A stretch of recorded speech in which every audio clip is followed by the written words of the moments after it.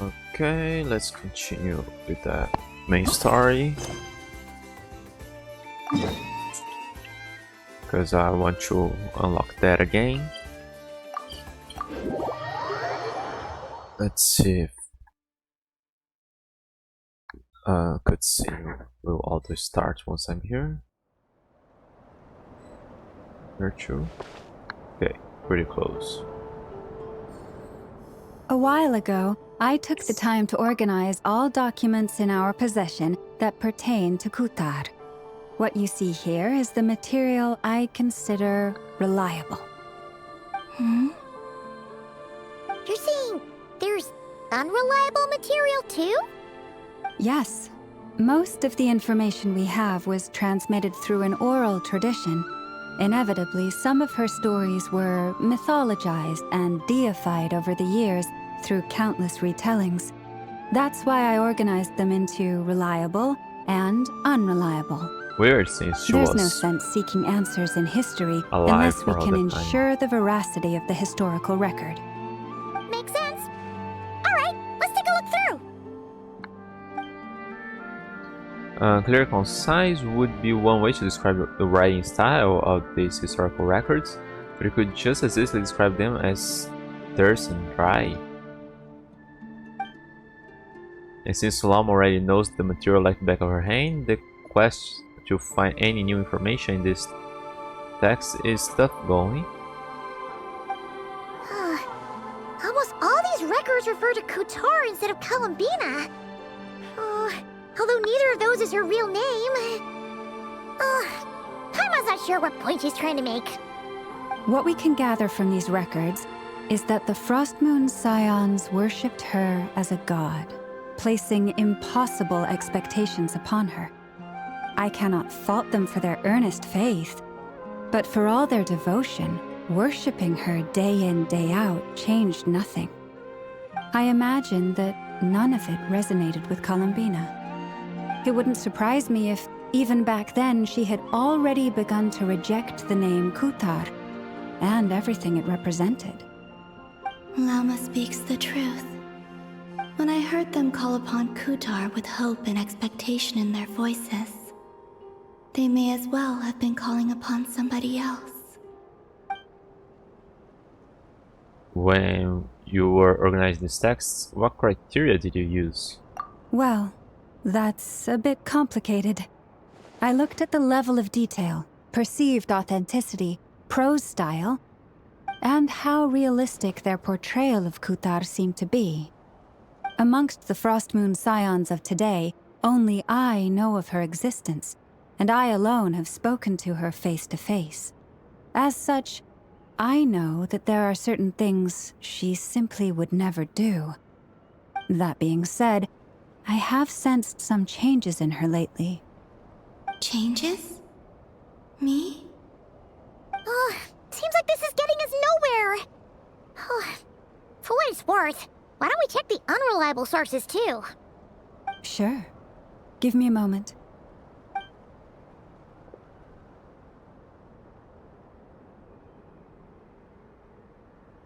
Exerting but a fraction of her divine might, Kutar sheared a great mass from the snow-capped mountain and cast it into the sea, upon whose surface shone the mirror image of the moon. Thus was formed the island of Hisi. Wasn't she born here? Yeah, right. That doesn't even begin to pass the sniff test. The 3 moons are naught but lies through and through. Only one moon has ever shone for us, and Kutar is her name. The subjectivity is strong in this one. We've heard something like this before in Atlan. We have? The vast majority of ancient texts are filled with fanciful tales like these. I trust you understand my criteria a little better now. Kutar did not speak, merely gazing into the distance in silence. And where her gaze landed, this was her prophecy. Clearly, whoever wrote this text never even met Kutar. Otherwise, they'd know that her eyes are always closed. What about you, Traveler? What are you reading? It's like a collection of anecdotes. Come child wished to build a wooden nest with which to shield a fledgling bird from the cold. But being so young and lacking in strength, the child could not snap the branches from the trees. Kutar was passing by. Upon seeing the child, she summoned forth the Kuhenki, who built a beautiful nest for the child. That sounds plausible. I remember that. Not knowing the meaning of Kutar's divine intervention, the child dared not to respond, and thus ran home to call their parents. But Kutar was gone. The Moon Chanter declared the event a miracle and took the nest as a relic, placing it on high for all to see. The child was named as one favored by the goddess and was greatly respected amongst the people. What about the birds? Yet, no further miracles were bestowed, and this matter was forgotten in but a few years. Huh. Any thoughts after reading that? If it's true, it gives off a somewhat lonesome feeling. What about the bird? The nest was made for a bird, and they took that away as a relic. Yeah. Columbina probably just wanted to join the kid in making nests. Ah. I'd originally considered this a fabrication, because Kutar did not perform any similar actions in subsequent records. But now that I think about it, it does seem like something Columbina would do. It's just that... She didn't know how other people would interpret her actions. She was probably worried about making things difficult for people. And so, she gradually stopped joining in. Yes. Oh, that's so sad.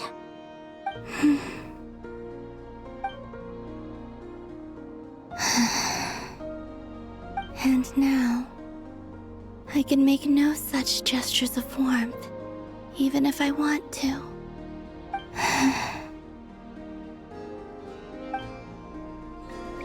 Still no name. That's a bit of a shame.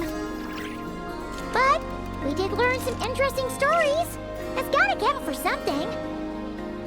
Barca said he was gonna set up a meeting with Arlecchino and Sandrone, right? Let's go back to Nasha Town and see how he's doing. So we'll go to their base. If I'm curious, how will we find a name for her? Because even she didn't know. Could she just have forgotten?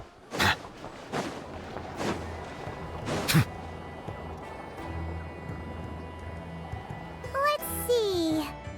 There's Barca. Oh, and it's Durin and Albedo too. Talk about coincidence. We meet again. Yeah, Columbina, Denzelet, and Kutar are all titles. But names are usually given, so we could just give her a name. Yeah, this is pretty much the same place we bumped into each other last time. I convinced them to stick around a little longer. We were all waiting on people, so I figured having a little company would help pass the time. Ah, so you've been waiting for us? Does this mean that you've already arranged things with the Fatui? Sure does. Now you're back, we can go meet up with them together. How'd your investigation at the Frost Moon Enclave go? Well, we didn't find out Columbina's true name. But apart from that, it went pretty well. No, we learned some stories from her early days. Yeah, Aha, just as well that I didn't tag along then. I'm sure our moon goddess wouldn't want every man and his dog knowing all about her private life. Still, desperate times, desperate measures, I guess. Someone had to do it. So, Barca was waiting on us, but what about you two? Are you waiting for Alice? Oh no, we already met with her. We discussed that experiment I mentioned to you last time. Oh, and she also handed me this communication device. This looks familiar. I sure saw one of these back on the Golden Apple Archipelago. That's right. I understand she informed you about the relationship between the phantom phenomena and Tevat's borders, yes? She wants me to help her with some more experiments on that front. She said that she'll contact me through this device with more information. I see. About that? Following instructions and making observations. Pretty common research method. Takes me right back to Albedo's lab. Wait, then who exactly are you meeting? Someone Flins. you know. Albedo's met him too. But I don't think Miss Lauma or the Grand Master have been introduced.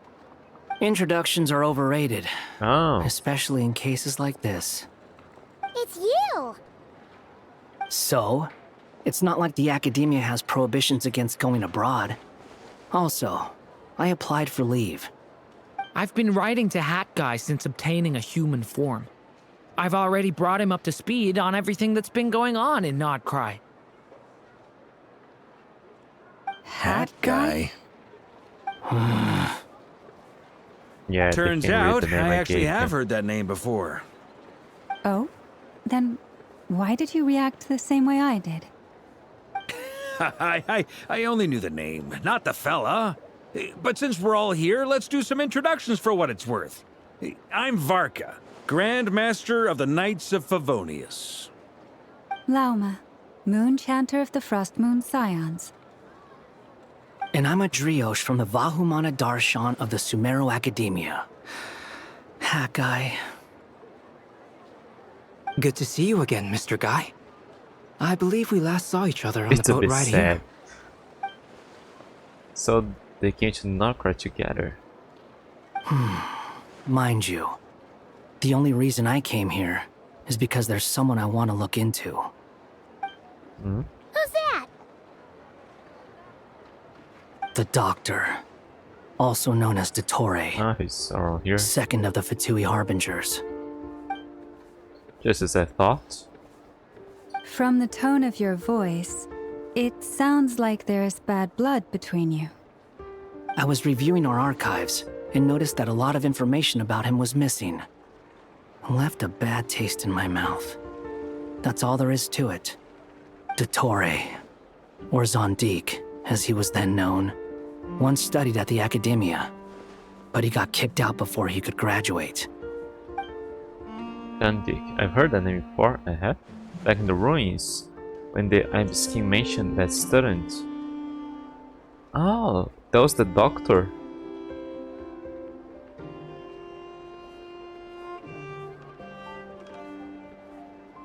He's the guy that didn't trust the Ibiskin. So the Harbinger's #2 man is a college dropout? How embarrassing for them. Last we heard, he was planning something. We actually heard that a few times before, even coming to nod-krai, but we haven't seen a trace of him since we got here. He only appears when something interests him. For all we know, he might have left already. But the fact he did something here at all is worth noting. It'll fill a couple extra lines in his file. Why does it sound less like a file you're writing and more like a criminal record? Anyway, we were just about to meet 2 of the other Harbingers. Want to come along? You might learn a thing or two about him there. Sure. Even though they're harbingers, well, they're old acquaintances of ours, so, you know, when you talk to them, try to be... I got it. The Frost Moon Scions' relations with the Fatui remain tense. Forgive me if I do not attend. In that case, we'll continue assisting Miss Alice with her experiments. Good stuff. Everyone's having a fruitful time. All right, we better get going. I'll lead the way.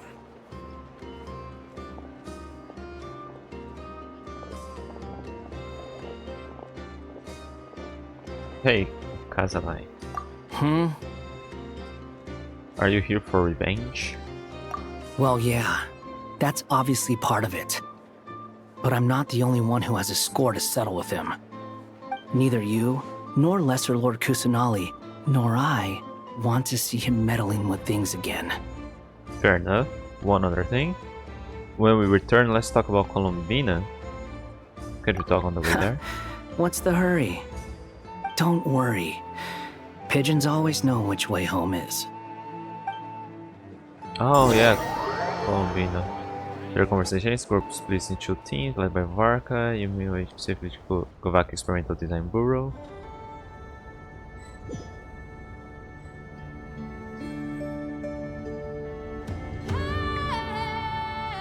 You made it. Who is this? A scholar from Sumeru. They call him Hat Guy. He's an old friend of the Travelers. It is a bit weird for him to just This be here. is the academia representative you wrote about? He doesn't exactly look the part. I believe this will prove my identity. You'll notice it bears the seal of the Sanctuary of Surasthana.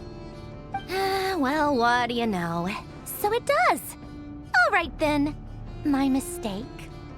It's fine. I expected as much. What? So as I mentioned in my letter, the Academia's got its eyes on Dottore.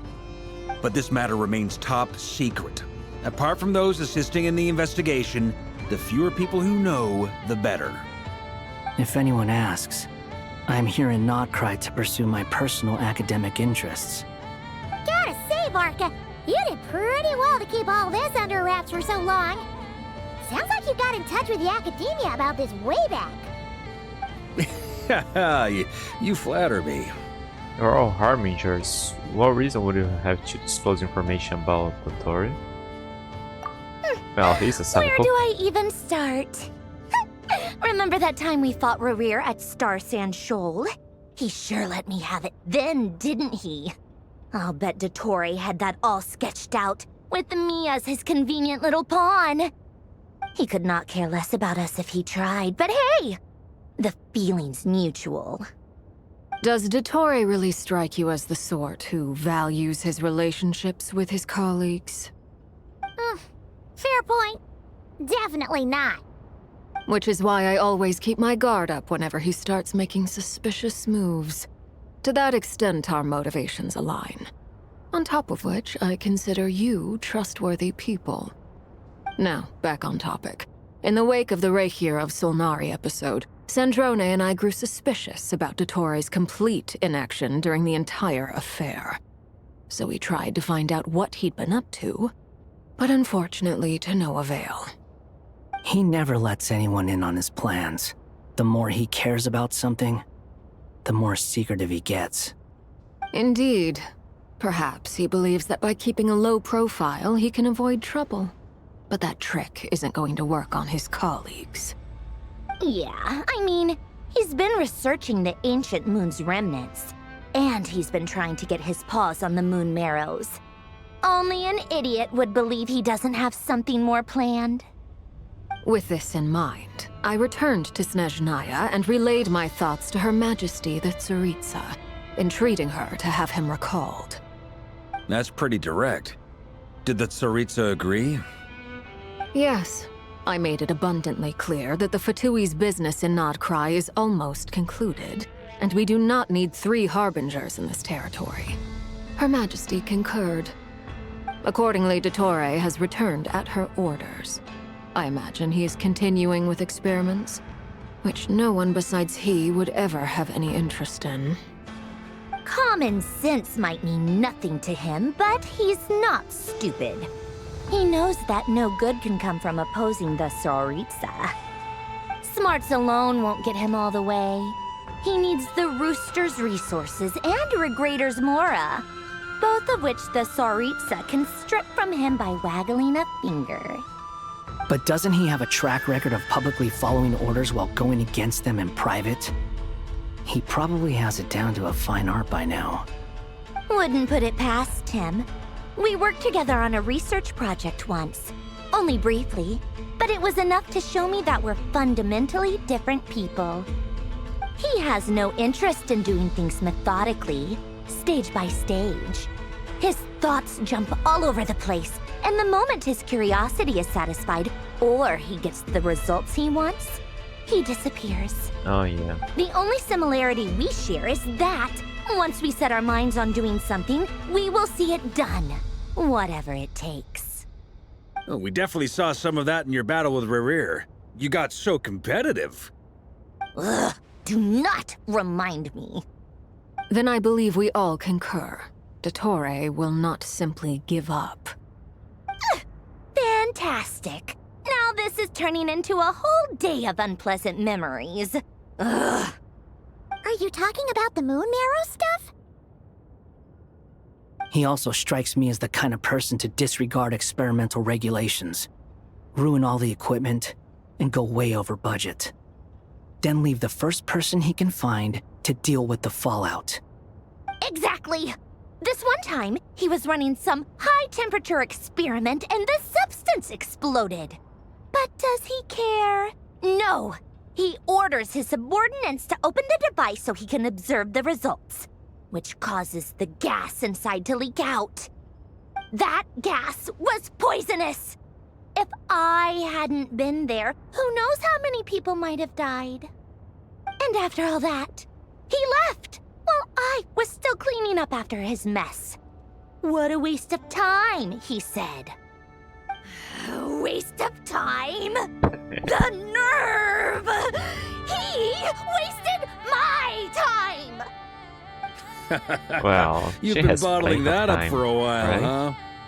Hat guy, I must say, you It's so seem awfully weird. familiar with internal He need Fatui a better name. affairs. Especially when it comes to Dottore.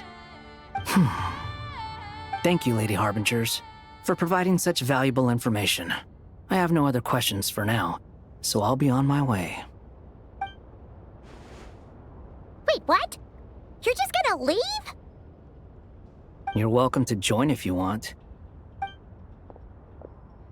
Ugh. Just when Paimon thought he'd finally mellowed out. Only for during. He makes quite the impression. I'll say, I've met tons of headstrong people, but not many of them would join me in bad-mouthing Dottore. Anyway, back to the main agenda. Barca, you said that Columbina has gone missing? Or rather, disappeared. Yeah. We're working on building a connection between her and this world. The simplest method is to find out her real name. I've actually asked her that question before, but she said she didn't know. Considering our relationship, I doubt she was lying to me. She could have just given you a pseudonym. What did she do while she was at the Fatui? As far as I recall, she was never dispatched by Her Majesty to claim a gnosis or anything like that. The Tsaritsa's plans had long contained a place specifically for her. I always thought that was weird. What could she do that the rest of us couldn't? Knowing what we do now, it's probably something related to Kavaki, right? More than likely. When she first arrived, Columbina would often go to Her Majesty and ask when she could start the task assigned to her.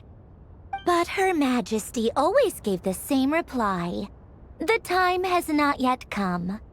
So she spent her days in Snezhnaya doing basically nothing.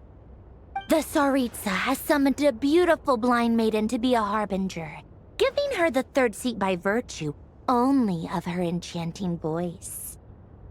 It was a dumb and stupid rumor, but the reality of the situation made it hard to refute. And what happened after that? I imagine she stopped caring. She no longer seemed to care why she had been recruited, and Her Majesty never gave her any missions, so she just continued to sing in the flower garden. For my part, I was busy. So busy, in fact, that watching someone be that idol had me fuming. But still, I got the sense that she had long been used to a life of other people claiming she was needed when she wasn't. I just felt that having a place to stay would cost me something eventually. And so I waited quietly for the day that I would have to pay the price. And on the other end of that spectrum, you had me. Someone once told me that I had the lousiest work and the toughest luck. That's a good way of putting it. I forget who said it, but those words have always stuck with me. Looks like something Kazuma would say, no wonder. Oh, she remember. It's the But it's you've part done of your history. job exceptionally well all this time. Because at heart, you are a conscientious person. It's part of history. It stuck with her, maybe influenced her some of her actions. So she remembered this what was said, but not who said. Thanks for telling us all this. Oh yeah, someone should say something about. It's about time. The empty chair that Scaramouche used to occupy. Thanks for telling us all this. What is it? Something come to mind? It's nothing. I'm just even more eager to learn her name now. I want to shout it to her from the rooftops. That makes sense. Nothing screams "you are needed" like your name shouted from across the town. Well, good luck with it. But if you ask me, Colambina is still the most shoutable name. I'm just so used to it now. After all the arguments we've had, I can't be bothered trying to remember another name for her. Nor I. Sandrone. Harlequino. Just chat further about interesting moments of Columbina's past. Huh, Oh. it's a Sealy! Does Ah. that mean Nicole has news for us? Yeah, there are no Ladies, CDs over. I thank you for your Nod-krai. hospitality. If the chance ever comes up, I definitely owe you both a drink sometime. I'm sure it will. You can make your own way out. Heck, you've been here enough times, you probably know your way around better than I do. Take care, everyone. We'll be in touch if the situation changes. Okay, time to do what adventurers do best. Follow that Sealy!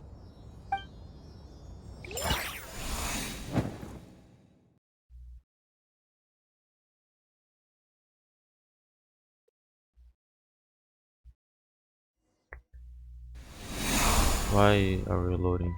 Theory? Here you are.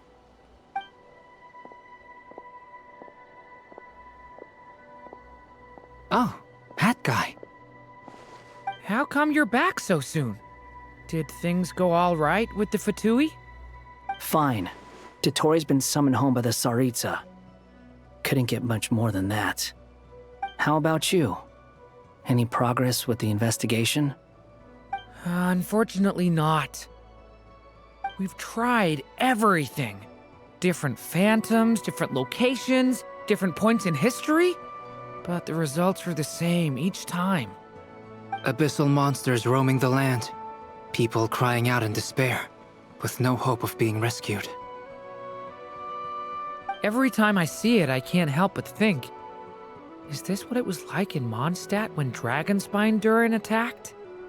And if I fail in the task I've been given, will I create yet another tragedy?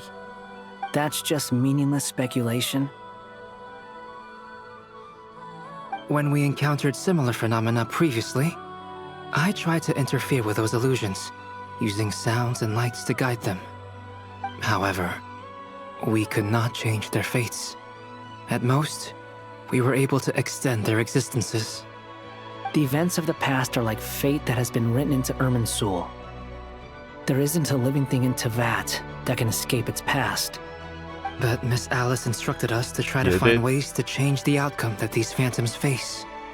It's an impossible task. Can't you just refuse? Since she asked us to do this, I feel like it can't truly be impossible. Or if it is, well, mages can make the impossible possible. I could not have been born as Durin otherwise. But you also said that your past 39 attempts were fruitless. That's true. But you're still going. Yes. After this many futile attempts, surely you realize that you're not doing this because you still believe what some mage told you. It's because you want her hypothesis to come true. It's something you wish for deep inside. So, think for yourself about what you want to do. As long as you don't believe it's futile, it isn't. Yeah. Previous experience indicates that we cannot touch the phantoms, which limits the effectiveness of our interventions.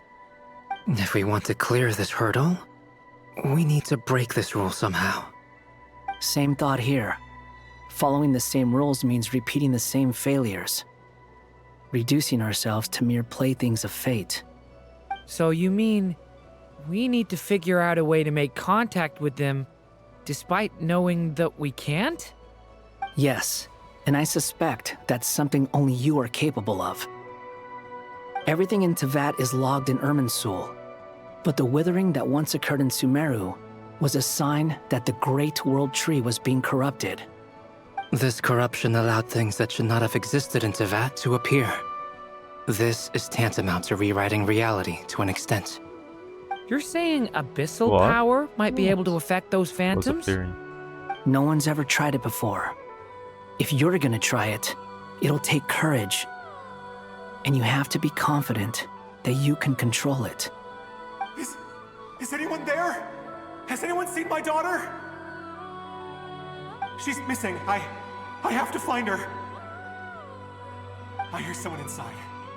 Spargana? Are you in there? Ah! If I can use my abyssal powers to warn him that there is danger here, maybe it'll change his decision. Maybe he'll stay away. Yes. The important thing is not the nature of the power, but rather how you use it. To intimidate and obstruct. Sounds about right for the Abyss. Let me try. I should be able to influence that thing. We Have you haven't seen a little girl? tried anything yet. What? This isn't the time for that! Just run!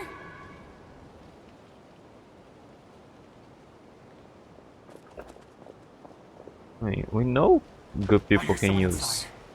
Spargana? Are you in there? the Abyss. During can use the power of the Abyss to affect the world in which the Phantoms is located. For example, using it on some pillar will create a barrier with the intimidate or obstruct attributes, which in return will affect the choices and actions of human Phantom. Yeah, we know his sister, we know... Oh, Have you seen a little girl? we know Daisley. What? This isn't the time for that! Just run! Where are all these monsters coming from? There's somebody trapped in there. I hear someone inside. Spargana? Are you in there? What is this? Looks dangerous. I should get out of here.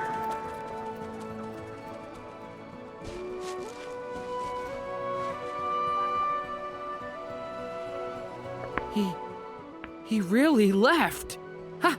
We did it! Don't celebrate too soon. Follow him.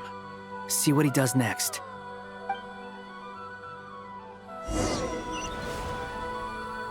Monsters approaching from the front. You need to stop them and create an opportunity for him to hide. Let's wait.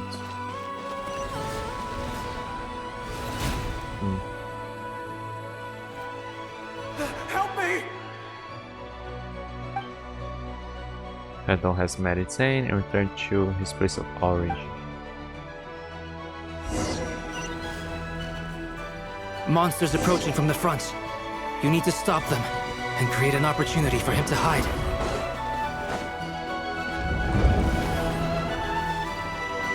No! There's monsters ahead!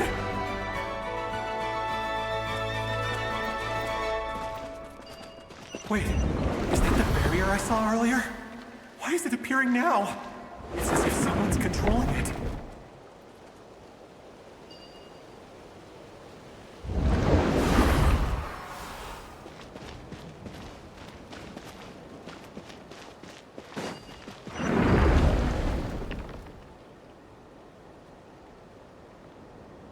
The monsters are gone. Is it safe now? Well, the Phantom should be able to see us, right? The barrier's gone too. How odd.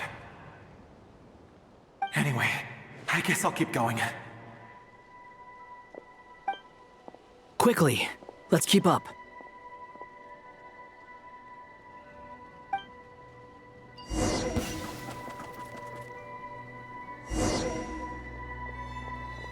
Wait, there was someone else here? Don't go any further. We've got anti-monster traps laid out everywhere. But my daughter must just be up ahead. I have to go.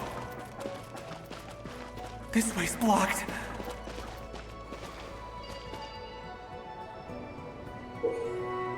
During abyssal power can also affect the Phantom explosive barrels, causing explosions that can clear obstacles and deal damage to monsters. However, these explosions can also cause damage to human Phantom, so use it with caution. Okay, let's kill him. We might be able to use the explosives over there, but we need to take care not to hurt him.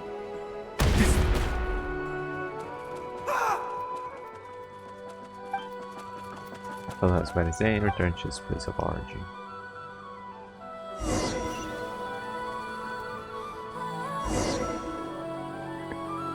Wait, there was someone else here? Don't go any further. We've got anti-monster traps laid out everywhere. Could he be able to But fly my a daughter bit must just like be up ahead. I have to go. some of the guys from This way's blocked.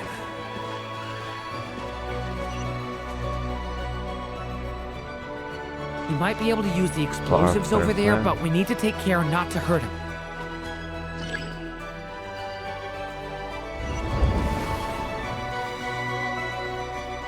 I'll use the barrier to keep him at a safe distance. This barrier seems to be helping me somehow.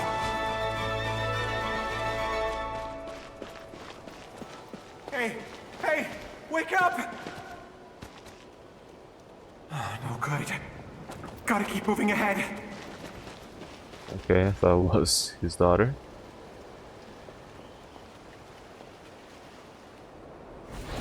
So many monsters! There's still a chance, Durin. Use the traps.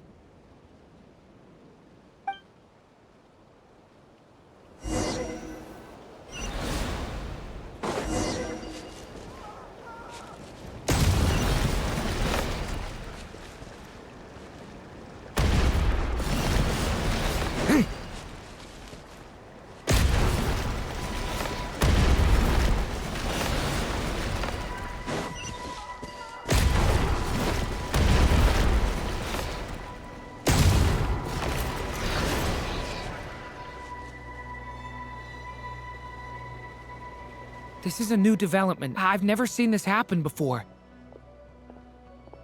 We might just be able to save this person.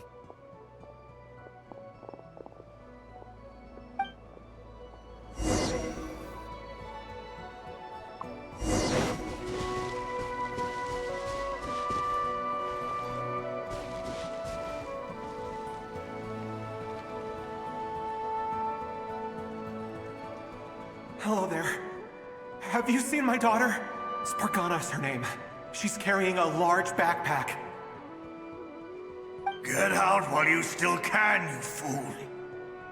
You won't find any survivors here. But I can't just leave her here. She must be so scared right now. Sorry. Wish I could help, but I haven't seen her. You'll just have to keep looking. Okay, thank you. If I do find her, I'll get her to shelter and come back for you. Don't bother. I've got nowhere left to go.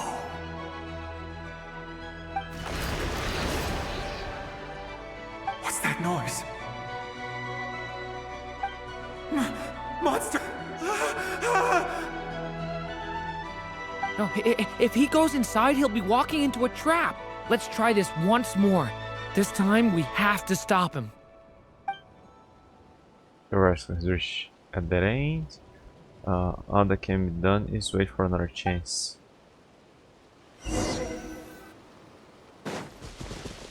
Hey!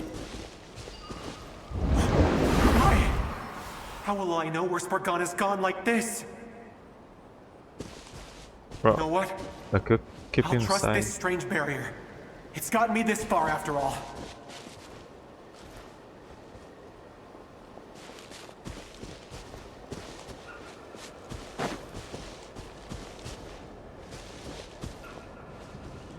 Spargana, are you there?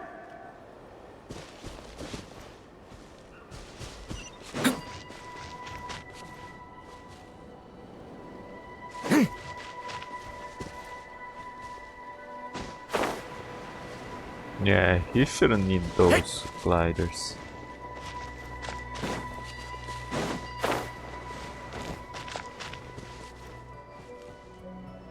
I don't think it would be bad for him to have a custom glider. Hello, I'm looking for... Huh? Oh, Looking for what? Everything here belongs to me. Get 'em, boys! where are those guys? Analyze medicine and return to his place of origin. Isn't that a new development for the other Phantoms? Because they weren't supposed to meet with this one.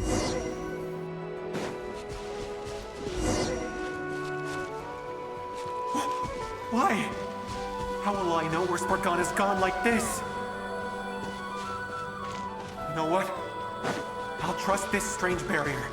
It's gotten me this far after all. What? What's this? Hey! Let us out!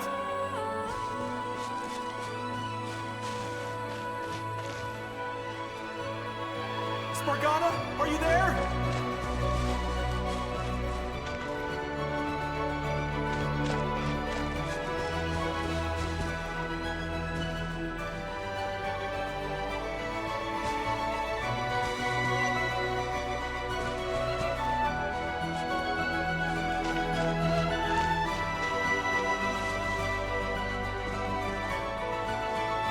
Come on.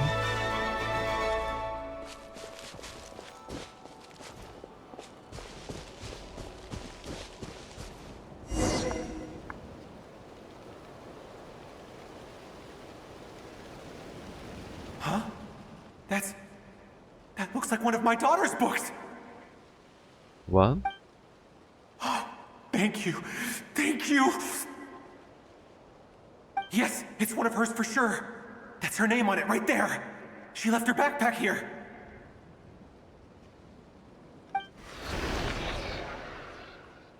Durin, just like last time. Use the explosives.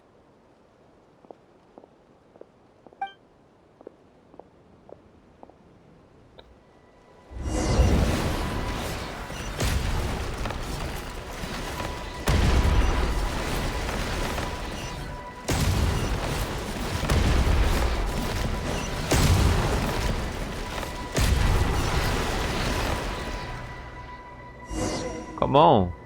Fate's really trying to kill It him. won't work. There's not enough left. If he makes it in, he'll die. But then, this clue could be the key to him finding his daughter. It might not be the only one. Better he misses that clue than loses his life. I guess so.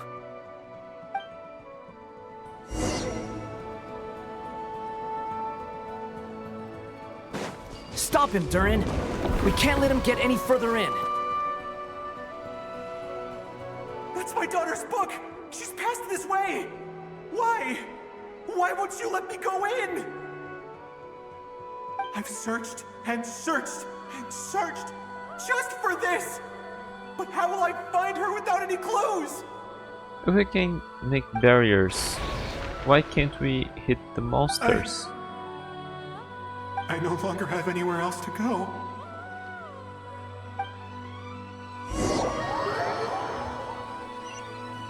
Can try to drive him inside and then close the barrier behind him to keep him safe. I'm sorry. I'm so sorry. He refuses to go anywhere else.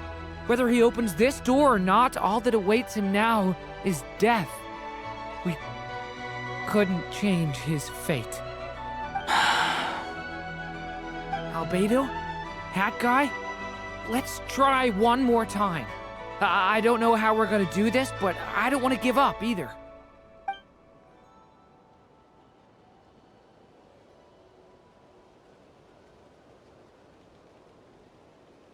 Why am I here? What's going on? All these scenes running through my head. Where are they from? Huh? What's going on? His reactions have changed. How many times have I... What's happening to me? Huh? Wait. Who are you? You can see us now?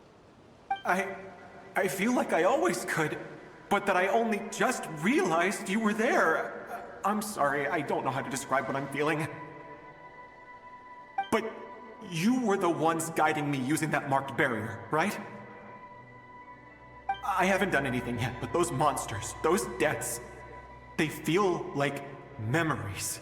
Like things I really did experience. I won't find my daughter. In fact, I'll ultimately die trying to find her. Isn't that right? Well, no, it isn't. Yes, it is. Even so, we're trying to find a way out of this. You've not seen my daughter either, have you? It seems she really isn't here.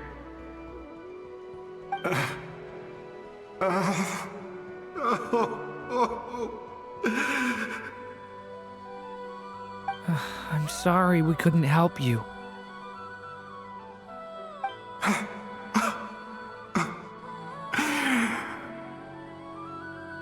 I'm just tired. Maybe this is destiny. Maybe it doesn't matter how hard I search. How long do I have left? Experience says 15 to 20 minutes. 15 to 20. Thank you for all your help. Let's rest a while. You look exhausted too.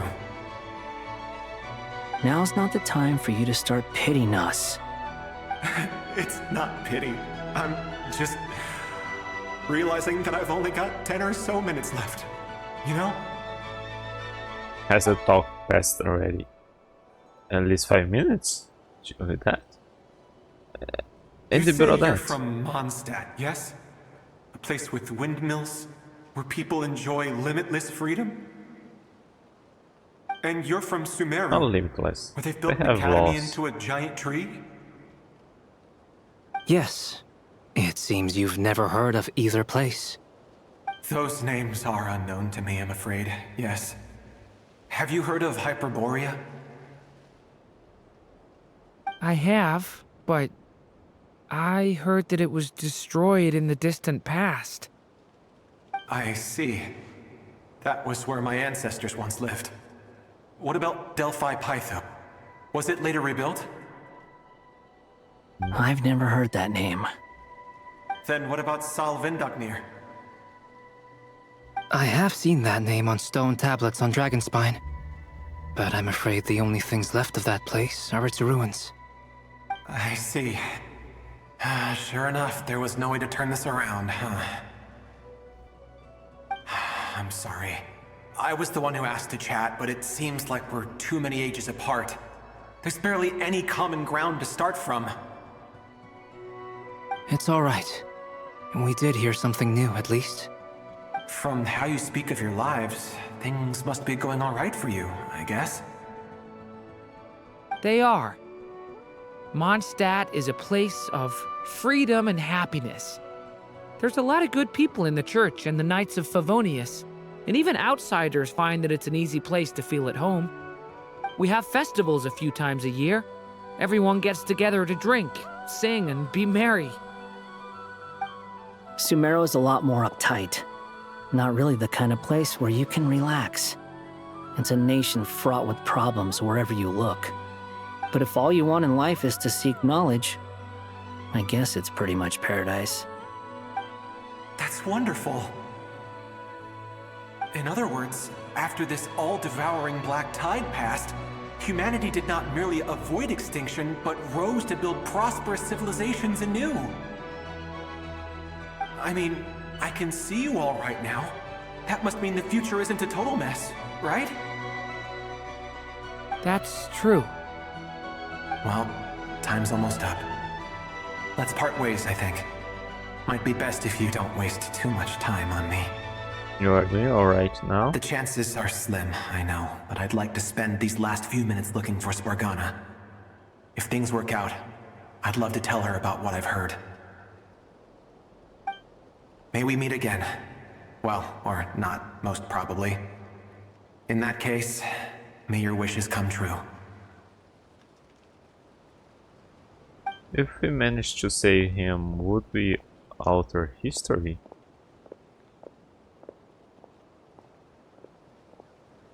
He's gone. In a few minutes, he will meet the end that was his to begin with. The ending of this tale did not change, but I believe that we've just made the most progress we have yet. May your wishes come true. If only it were so simple. Hat guy, could I ask you a question? You've never talked about your past. It seems complicated, and it weighs heavily on you, too. Would you be willing to tell me about it? I mean, sometimes it's better to get things out in the open. Take that guy we try to help, for instance. At least he said goodbye with a smile, right? Yeah, not even Paimon knows. I know about Albedo's past. Our experiences are very similar, and he created me. As for you, you're my first friend, and you've witnessed every step I've taken. But by comparison, I know nothing about you. Either way, I mean, we're still best friends. But if I knew more about you, I might understand your thoughts a bit better. I've told you about myself. I'm a student at the academia. And what did you do before that? Prepared for the entrance exam? All right. If you really don't want to talk about it, I won't press you any further. Anyways, he dressed. I was a puppet built from the branches of a white tree, using technology left behind by the Conrian schools of mechanical engineering. A white tree? You mean an Irminsul tree? Yes. A branch of Irminsul that was once connected to the main tree. So you had a human creator too? Yeah. But my creator abandoned me after deciding that I was a failure. After that,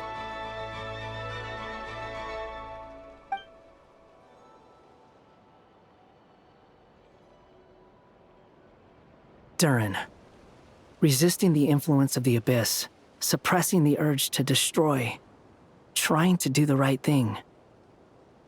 None of these things are easy. But no matter how hard they are, trying to rewrite past wrongs is far harder. You asked me if you would create a new tragedy if you failed. I told you there was no point speculating about that. But the real answer is, yes, you absolutely will. That guy. But at least you've got people here to help steer you away from the wrong path. So, just keep aiming towards the light. I will. I promise. All right, break time's over. Hello, Durin speaking. Hello, friends, it's me. What have you been up to, I'm detecting some unmistakable fluctuations here at the border. The amplitude isn't particularly high, but they're completely different signals from the ones before, and the scale is comparable to those I've detected previously. Alice, we were unable to save that person. However, he appears to have retained a portion of the memories gained through that cycle. and was able to hold a conversation with us. I see. Well, that is rather odd indeed. It definitely merits further attention. Could I trouble you to keep trying the same approach? I need to gather some more data. Counting on you. I should probably have Nicole come and check this out as well.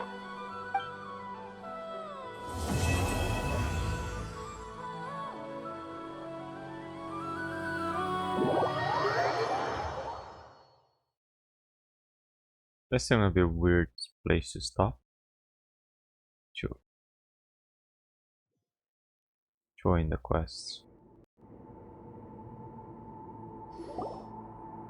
There you are. I was worried you might stop to collect treasure chests opened by the Seelie along the way. It would have taken you so much longer to get here. Another conversation I cannot hear. I am delighted to see that you understand what takes priority, and that your adventurer's instinct has not swayed your resolve. Really, I must applaud you for it. You should know. Paimon's head. Okay, I'll try and keep it short. My senses are telling me that this is where we shall find the entrance to the ruins. Oh, cool! Well, what are we waiting for? Let's open it up and see! Patience. This was a sanctuary of great importance to the Hyperboreans. A special process is required to open the gate. Oh! Like the place that housed the Eternal Moon's Marrow? It's like the ancients were very fond of making tricky gate puzzles. Okay, so what's the plan? Need us to do anything? And just the short version, if you can. Ah, alright then. I was planning to start with some background on the invention of these techniques. Are you sure you don't want to hear it? It's quite informative. Remember what you were saying about priorities? Fine. Simply put, we need 3 human representatives to successfully undergo a process of Kuvaki resonance. Think of it as a test from the 3 moon goddesses to see if the entrants are qualified, with the most recognizable qualification being Kuvaki. Is Llama Pretty sure Llama would ace that test. Oh, wait. But we need 3 people. I also have no doubt that the Moon Chanter would be qualified. But we would need 2 other people with the same constitution.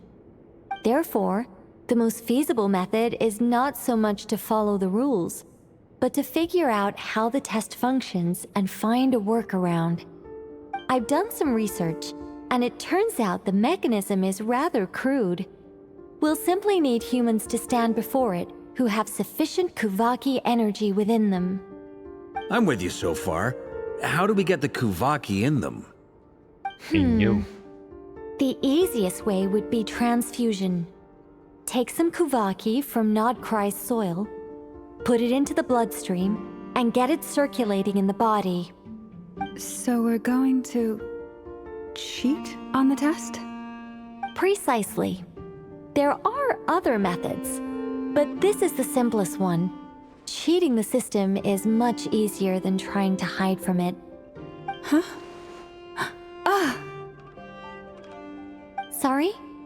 Does the idea of cheating upset you, Miss Lauma? No, that's not it. I suddenly had an idea.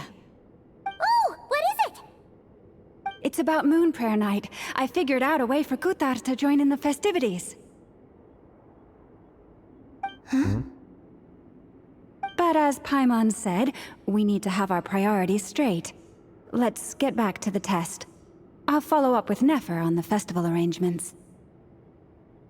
Oh, okay. Anyway, is this really the best method we have?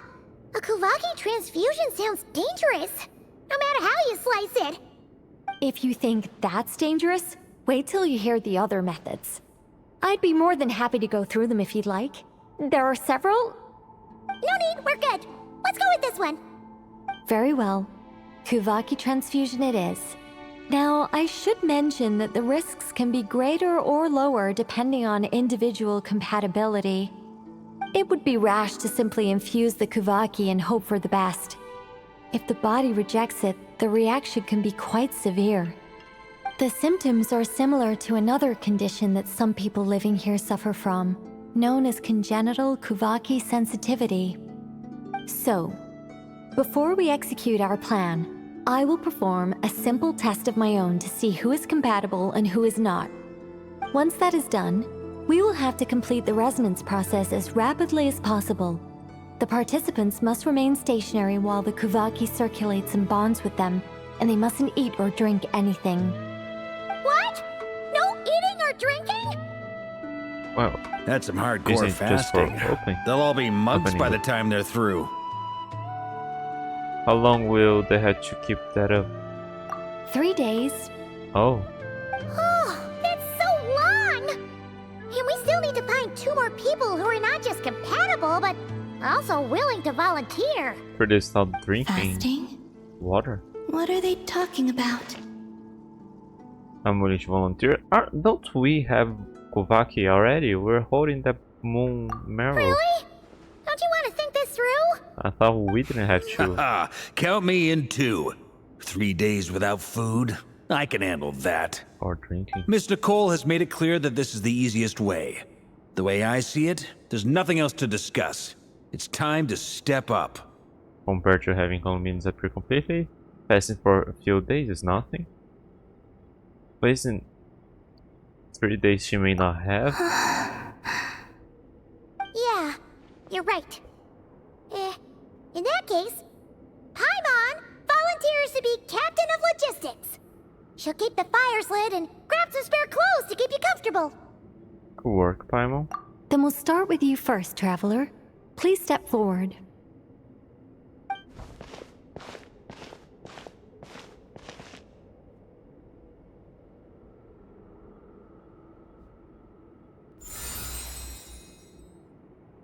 How's it going?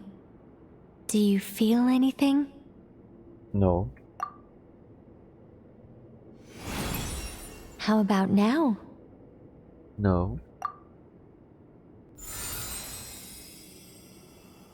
And now? Still nothing.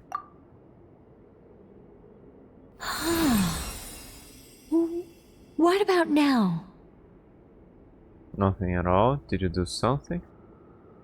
You guys, it's not a competition, you know. All right, I'm officially impressed. Even as a descender, you can withstand far more than I imagined.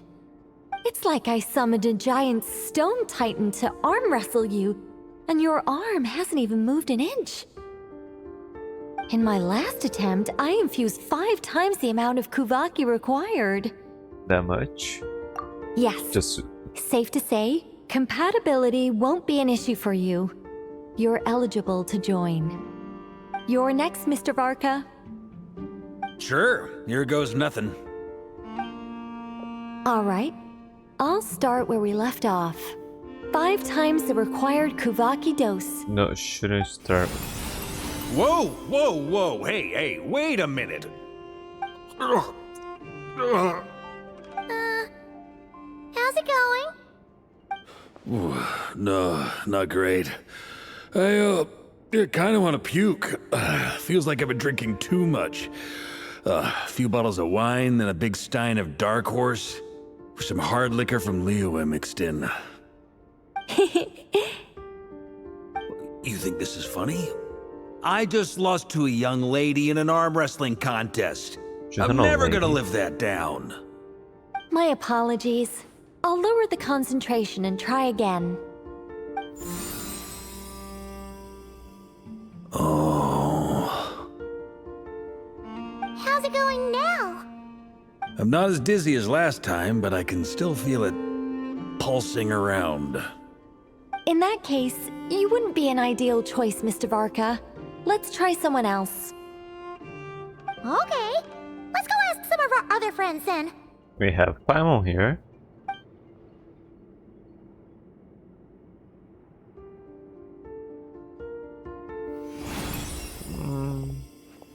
Albedo probably would be fine. For some reason. No surprises here, Miss Moonchanter. You're perfectly compatible. You may join.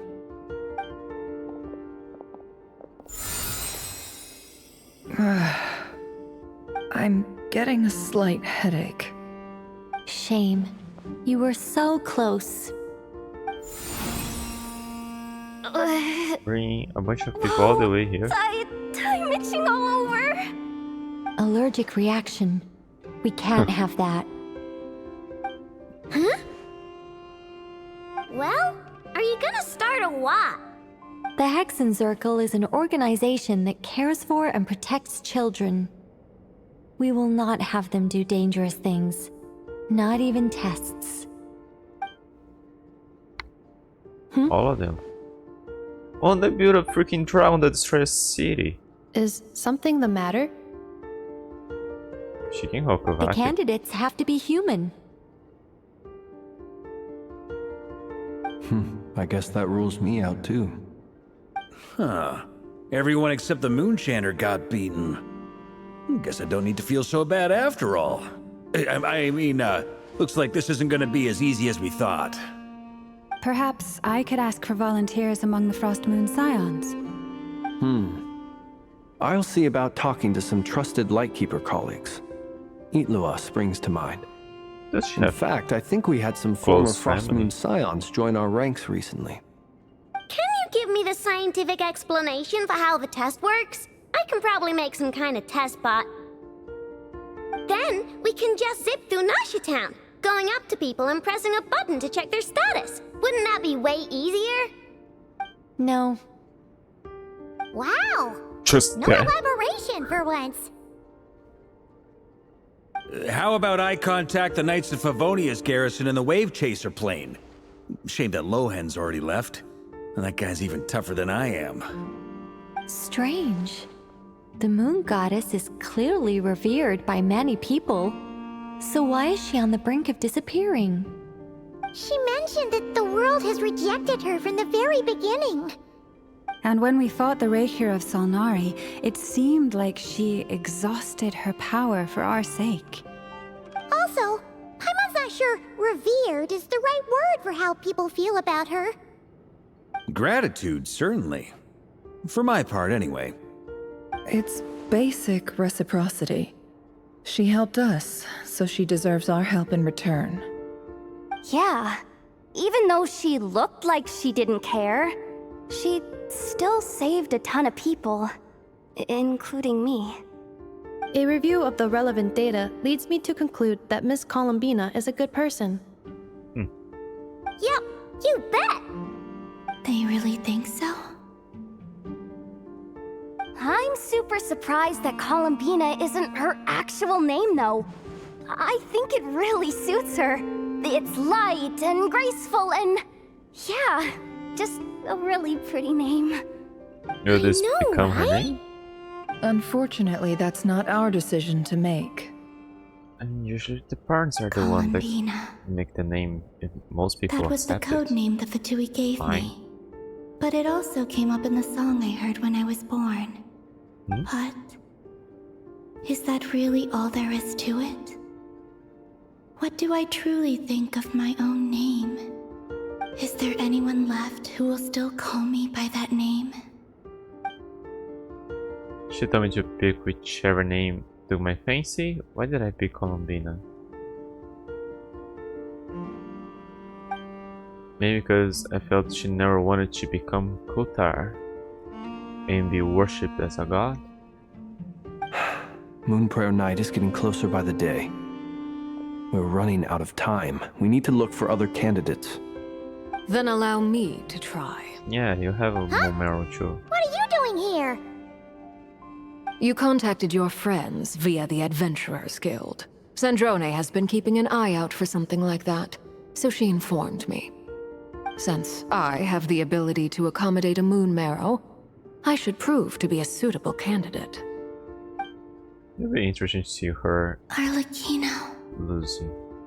When can we Sure. begin? I see. We can begin right away.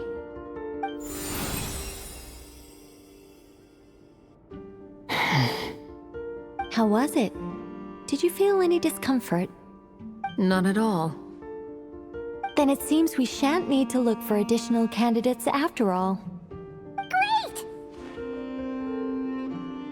Cool. All right, After all like that, Paimon said, just- the rest of us can take turns making sure the three of them stay warm and comfy. Then, my job is to take care of the caretakers. I will ensure everyone receives food and accommodation. Let's do this, no time to waste. I'm ready as well.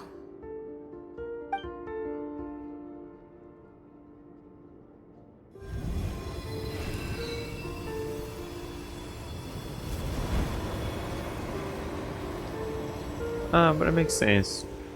One is us, one is from the people who used to see her as a goddess, the other who used to see her as a colleague.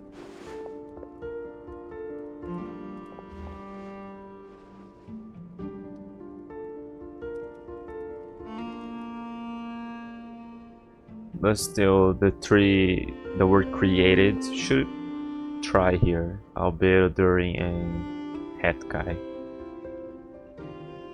Could have a shot.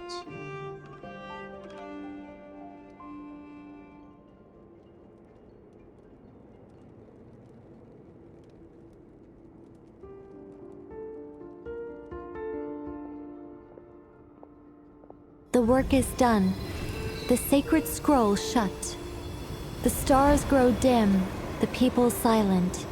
The white sun sets, the silver moon rises. O path to the temple, appear now before us.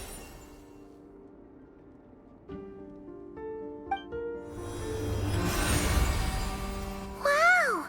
It really opened! So that's what all this is about. They've been trying to open this gate. Come, let us enter. Wait. It might be best to eat something first.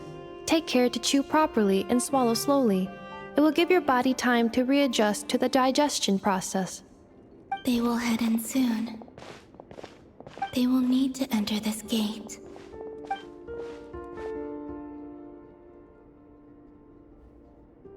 Huh?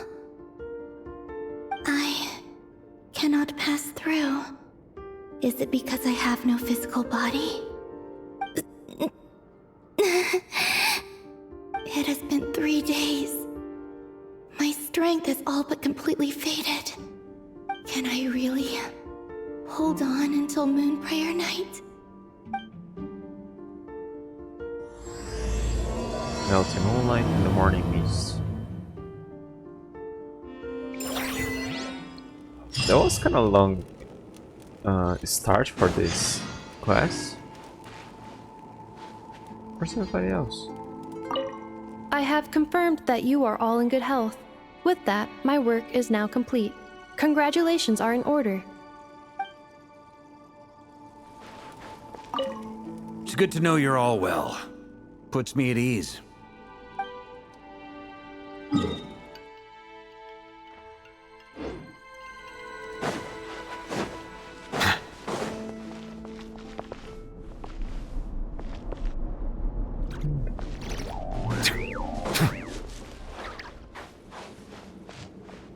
Hi. Have I been here?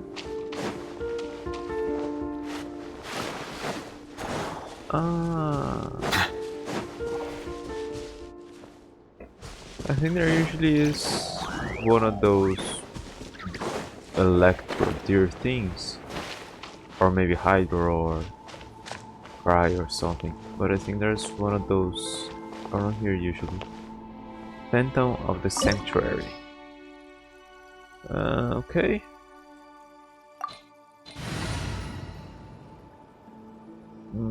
Pyro. So let's take her. Oh, we have to take a An pyro. insurmountable problem, I presume. They could give us a trial during. You make him the one that would come with us.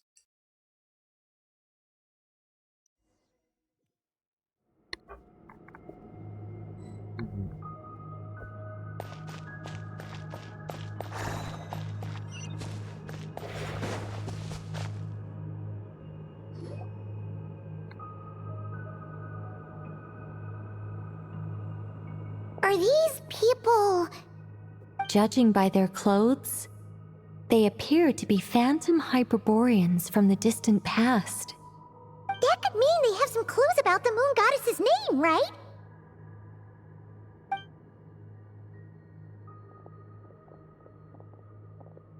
Hey there! Could you tell us what the moon goddess's name is?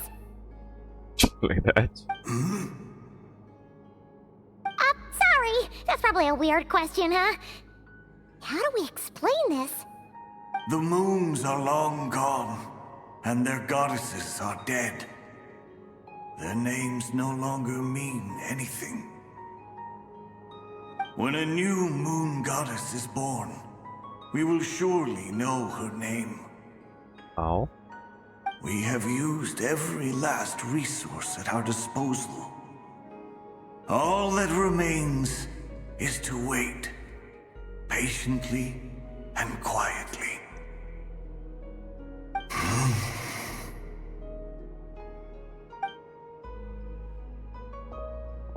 Were the people of the past all this devout? It looks like this phantom doesn't intend to converse with us any further. Surely the new moon goddess he speaks of must be Columbina. Alas, Kutar's birth came long after the age in which he lived. Salvation did not come. But, What was she born? Maybe if we After all. find a phantom from a more recent age, they might know Columbina's real name. True. Keep an eye out. We should be able to tell which era they're from by the clothes they wear. Didn't they all have the same clothes so far? Nicole, nothing to say on the matter? Yeah, you've been pretty talkative this whole time. What changed? Oh, nothing. I'm fine. You all make good points. When the Hyperboreans speak of moon goddesses, they mean the three from truly ancient times. I can't imagine they would know anything about our current moon goddess. There once was a time when the moon goddesses blessed them greatly and protected them from harm. So, when the war between the gods and dragons plunged the world into chaos, it seems they looked once more to the moons for help, praying for a new goddess to be born. Yeah, that checks out. Let's continue on. Who knows what else we may discover?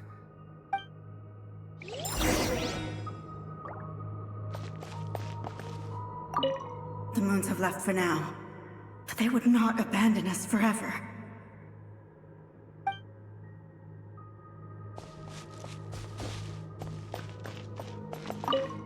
When the moons rise again, we shall receive their protection once more. Even in the darkest hour, there is always a way out.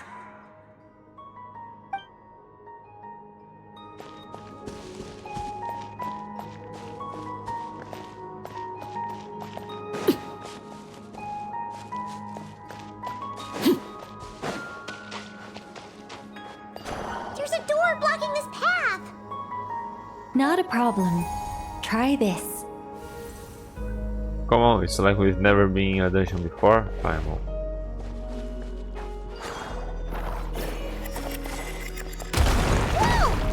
How did that door suddenly collapse? This device was maintaining the door's integrity. Remove the core, and the device stops working.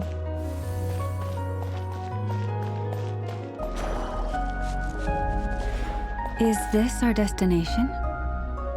Impressive. More precisely, this is a device that will help us reach our destination. Let's go. We still have a long distance to cover. Looks like Sangonomia.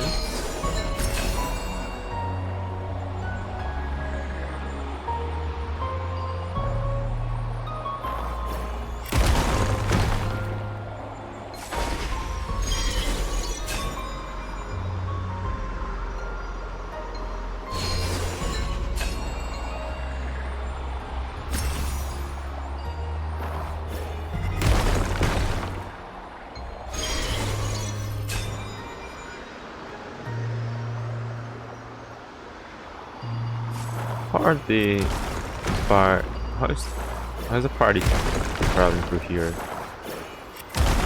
And I know was going to use one of those. She needed Nappa. She didn't really transform into a Kohenki like the Traveler.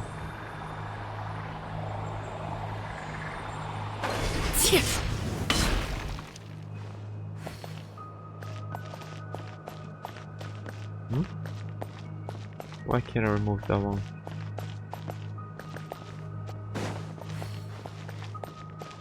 The way ahead is blocked by broken rocks! Oh. Let's try that device again. Remember the door from earlier?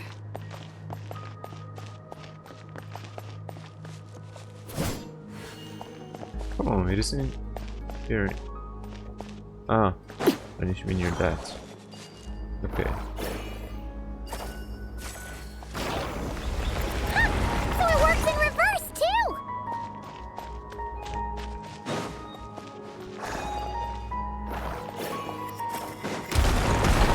Ah.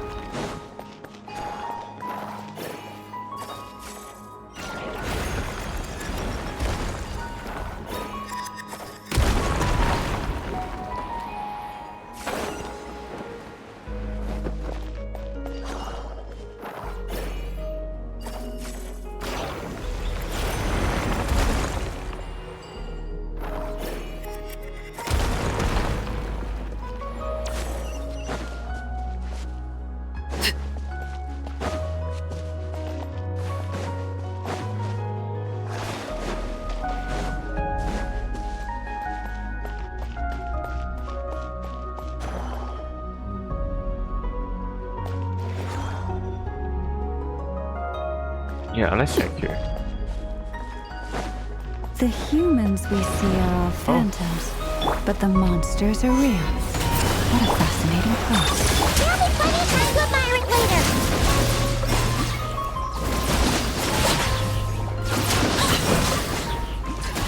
I mean, the place exists. It is physical. So there could be still things living here.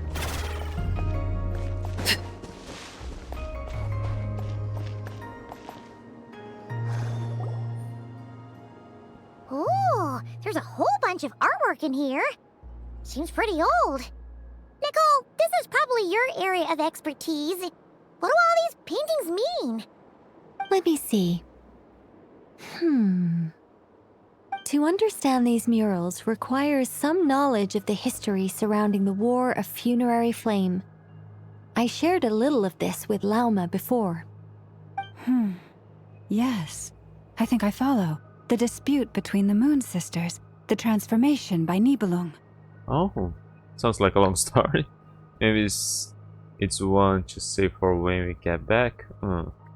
Oh no, it's no trouble. I don't want I'd be delighted to share the tale again. A bunch of stuff. Alright then. Tevat's 3 moons and their goddesses were brought into being by the will of Nibelung, the then ruler of Tevat. But when the heavenly principles came, they changed the world completely, down to its very foundations. The moon goddesses were nowhere near strong enough to challenge this entity. But the heavenly principles did not view them as heretical entities that had to be removed. Essentially, the 3 moons existed to keep this planet alive and operational, which did not directly conflict with the heavenly principles' aims. Nevertheless, the inherent precariousness of this arrangement would soon be revealed. Nibelung returned, yes. He did, and thus began the War of Funerary Flame, a battle for dominance between Nibelung and the heavenly principles. Discord would soon emerge between the 3 Moon Sisters. One would voice the opinion that they should follow Nibelung, for it was he who first hung the moons in the sky. Another would argue that taking sides in the conflict would only bring the world closer to ruin. There was no telling where it would lead. Especially since their creator had returned, bearing the perilous power of the abyss. Nibelung would eventually discover their disloyalty. He had all three imprisoned before transforming the moons into weapons with which to fight against the heavenly principles. What? Weapons? Yes. The very moons that had once defended the planet became instruments of death and destruction, striking terror into the hearts of all living things. And although the heavenly principles and the three moon sisters had once been at peace, it now seemed that the moons posed an unacceptable threat to Teyvat. It is possible that the heavenly principles did not know of the goddess's imprisonment. If so, the weaponization of the moons would surely have been viewed as an intentional breach of the peace agreement. What happens then? Regardless of who knew what, when, the heavenly principles shattered two moons and flung the other beyond the skies. Whether the goddesses managed to escape Nibelung's captivity after his fall, nobody knows. But this much is certain. From that day on, the moons no longer belonged to Teyvat. The rejections slowly drained their power until eventually they passed away. So that's the full story. You say the moons ceased belonging to Teyvat from then on. Why then would Columbina be born here? That is perhaps due to the lingering connection between the Frost Moon, which was not shattered, and this world. You could see it as the three sisters' dying wish. They never desired war. All they ever wished for was to protect this land. I see. If the final fate of the three goddesses is as you say, then Columbina faces the same grave danger. Our investigation has yet to bear fruit. We must hurry. Yeah, you're right! Let's keep going!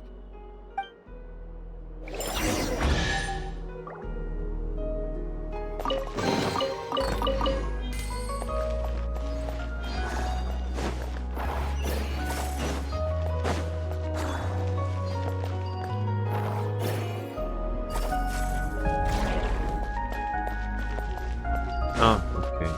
I thought we would open that with the stone.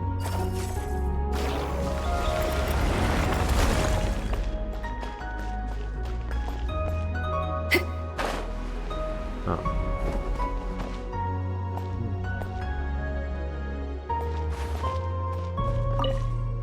Should we trust him to keep his promise? We have to. There's nothing else we can do.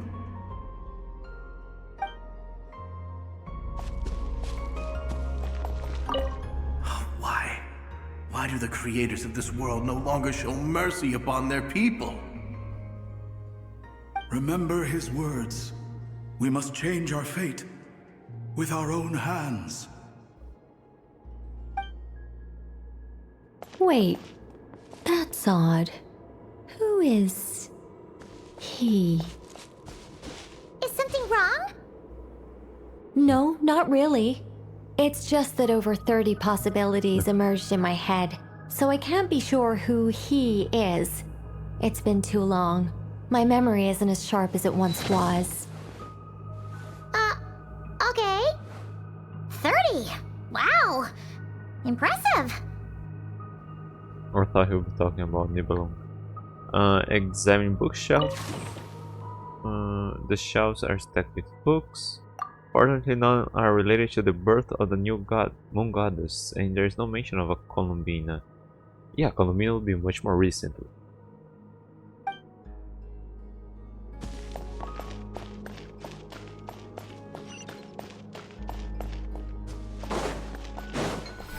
Oh.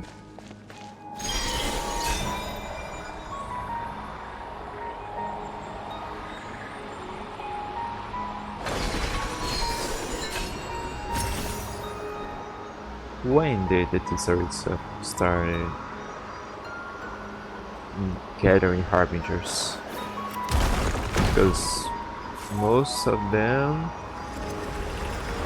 have human lifespans, right? Yeah, some are around for a long time. I don't think there was an Arlecchino before that one, for example.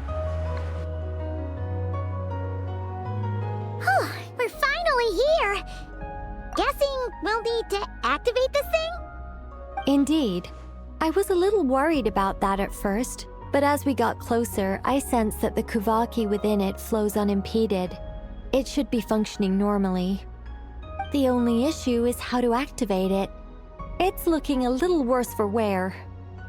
What about the cores from some of the other devices we've seen? Can we repair it using those? In all likelihood, yes. I imagine that would have been the Hyperborean's backup plan. Let's look for some cores.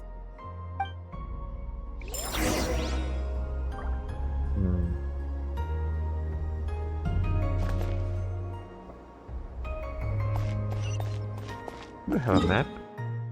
No.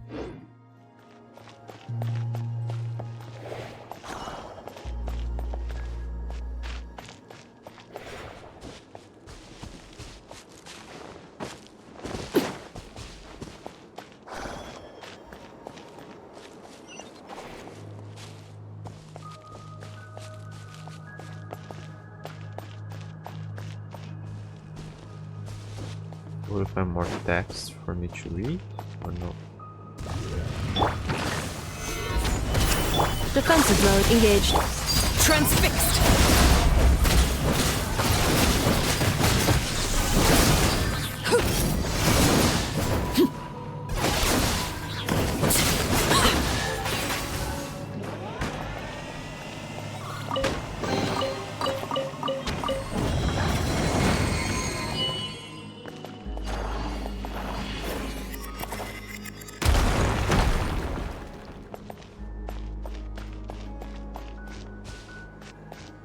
I'm still carrying that.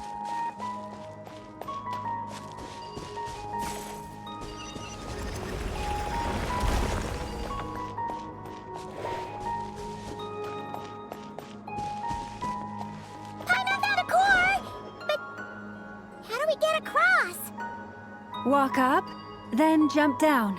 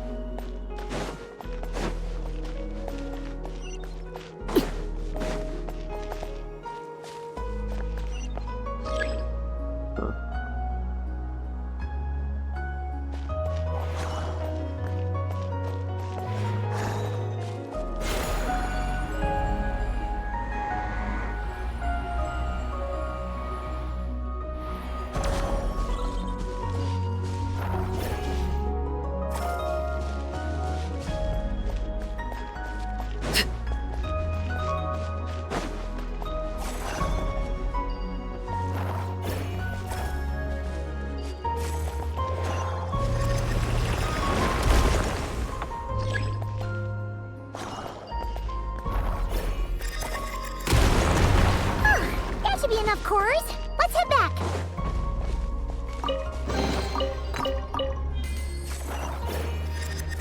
I got two here. Ah, this seems readable. Being highlighted like that.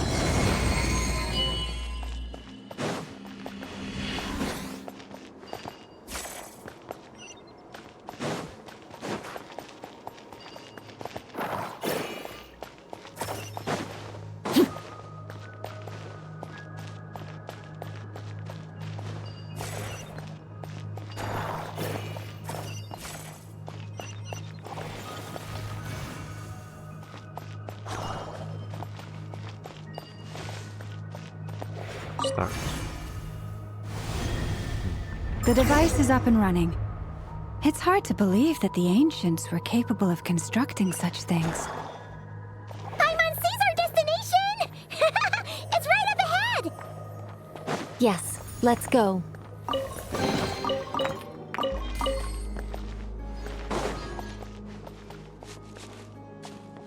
In that.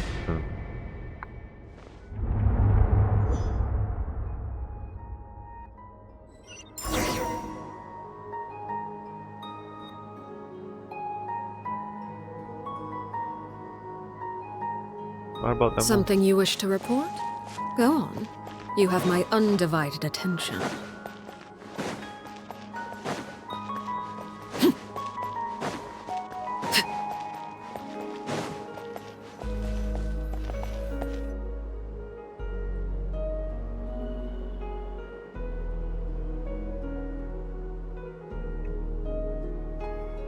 This is where the people of Hyperborea communicated with the moons.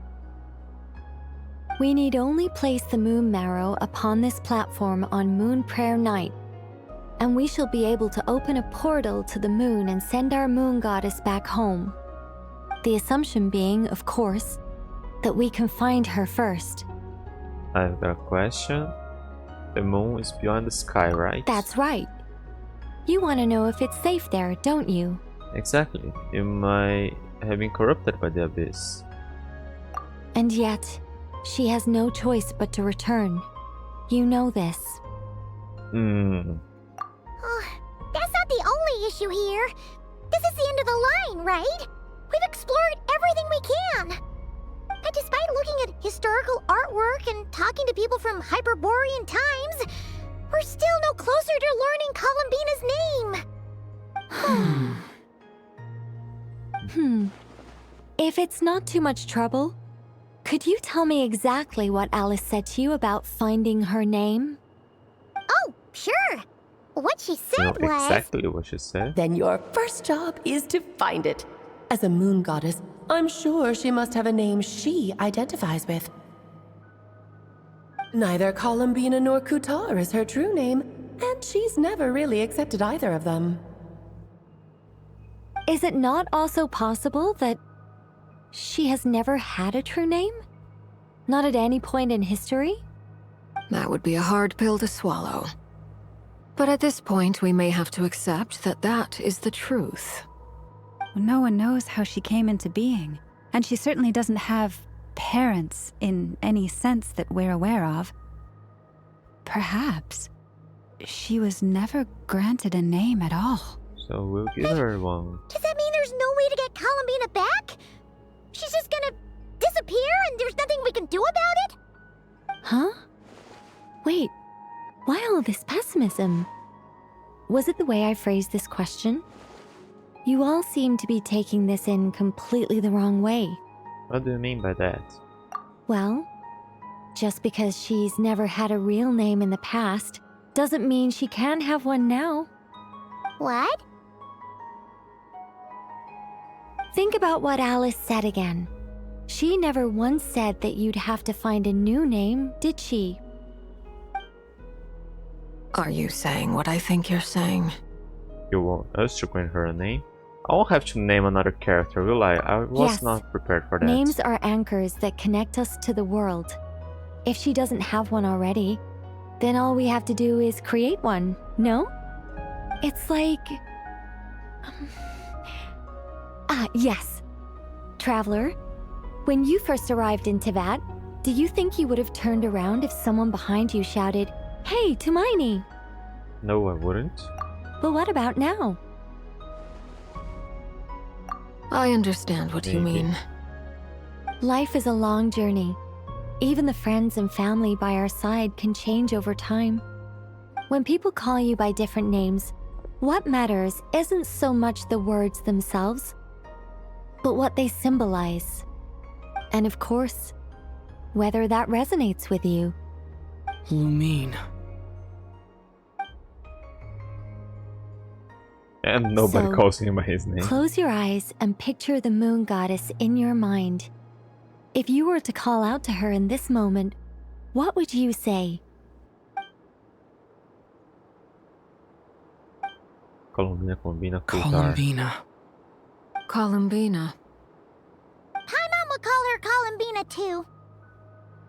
Well, she has long forsaken everything that Kutar represents. I think from now on I should call her Columbina too. So her name will be Well, Columbina. It sounds to me like you found your answer. Are you sure? Is it really that simple?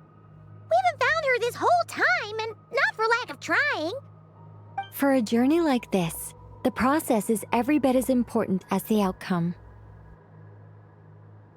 Had you not searched far and wide, rejecting every other answer you were offered?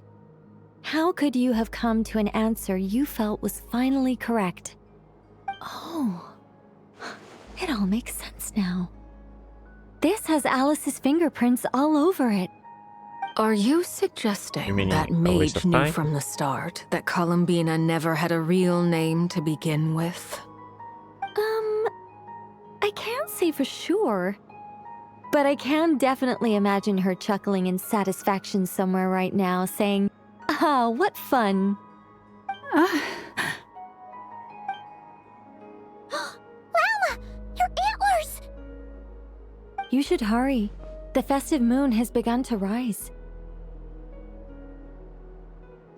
Do not worry, for Again, when you called the name the Columbina moon. just now, I could sense that the power within was enough to summon back the moon goddess. Really? Just like Power that? within what? The name? Yes. So, the thing is,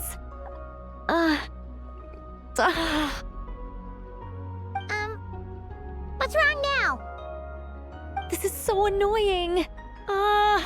I really want to explain how that whole thing works, starting from the founding principles of Teyvat and... Oh, I could talk about this for hours. But deep breaths, Nicole. Deep breaths. You're an angel. A sober, sensible, solemn angel who has her priorities straight. Okay then. Sorry for asking. Clearly a bad call on Paimon's part. Anyway, you all Over. need to hurry. Last thing, remember how it felt when you called out that name. Then it is agreed. I don't want By her the to tell me name a name. Columbina, we shall find her. I didn't want you to have to think about a lot now, but Party ever! And at we're last, kind of building up to we it. will send her home. After informing your friends, everyone splits up to look for Columbina by calling her name. You choose to visit the place where you first met. I can barely move anymore. I thought she'd be waiting near My consciousness the gate. fading away. Why did all the Back out. Kohenki left here? I'd love to see them one more time.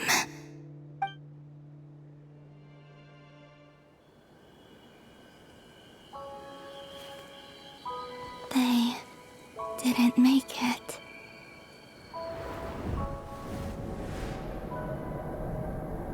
Could you tell me your name? My name is... Columbina!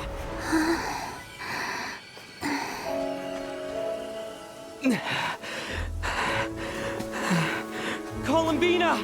Are you here? Columbina! That's the name you gave when we first met. And it's what I've called you ever since. Columbina. It's a fine name. I have many fond memories of Columbina, and so do all of your friends.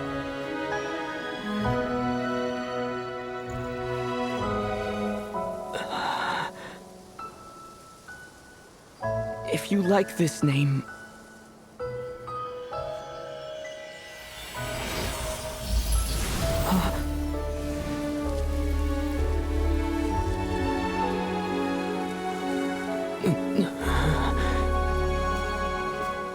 Looking for me? I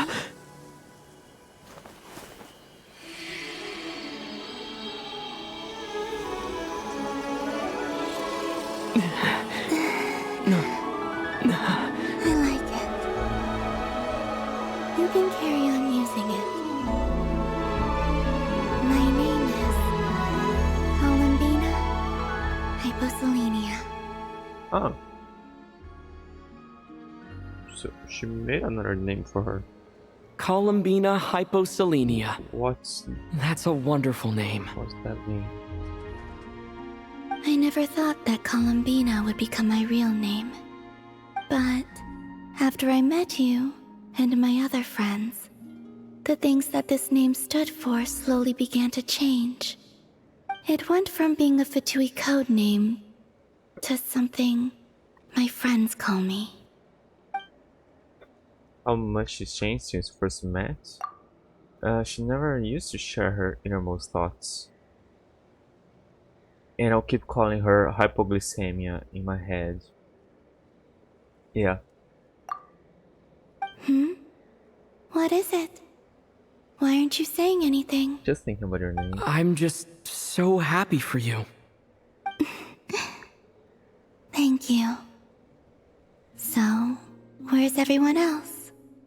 We can go and meet them very soon. Everyone went to different places to try calling your name. Great. I'd like to thank them as well. Everyone's done so much for me. Searching for my name, entering those ancient ruins. Okay, Nyx is asking for snacks. I'll be right back.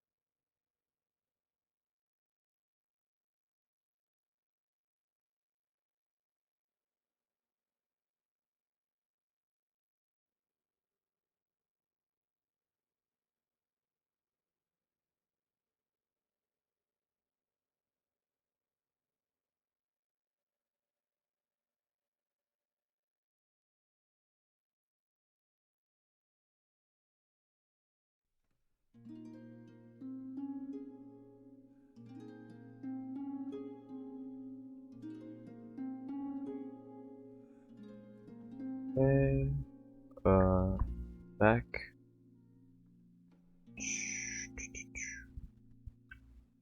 Okay. Huh? Wait, so you were... Yes, I was there. Not physically, but my consciousness was still holding on. I followed you the whole way. Starting from when? You turned around and called out my name while you were in Nasha Town. Do you remember? So that's what that was. I could have sworn I felt someone pat me on the back, and deep down I think I knew that it was Colombina. Let's go. We don't want to keep them waiting. Sure. In that case, come with me. But... Hmm? Before that... Could you call my name one more time? Sure. Come with me, Colombina Hyposelenia.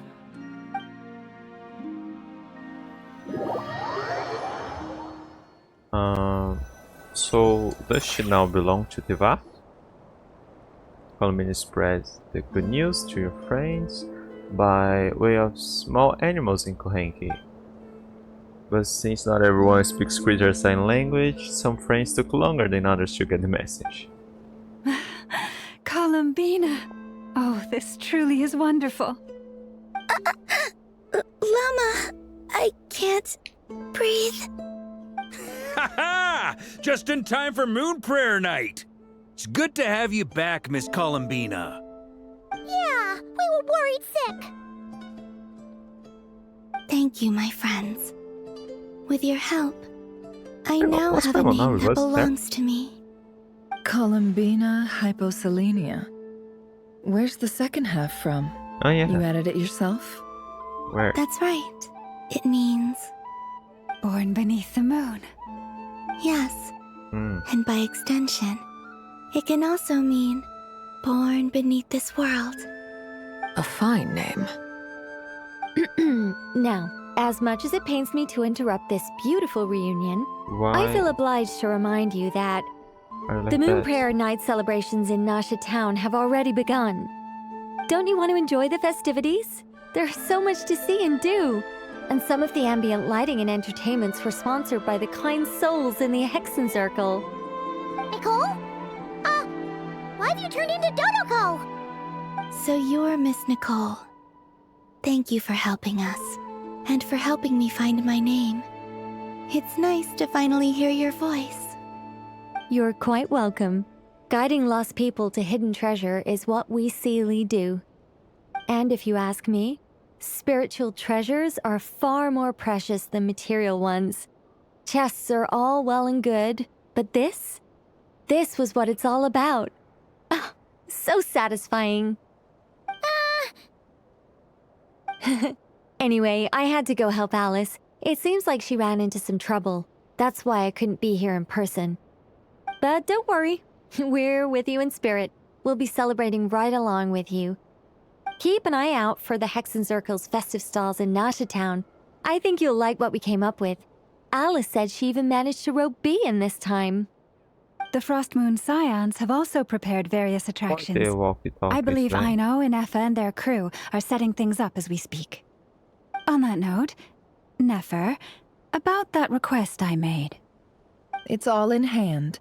Yehoda is on site to ensure that everything goes off without a hitch. Wonderful. In that case, Traveler? Got it. Huh? Come on, Colombina. It's time to celebrate the best Moon Prayer Night ever.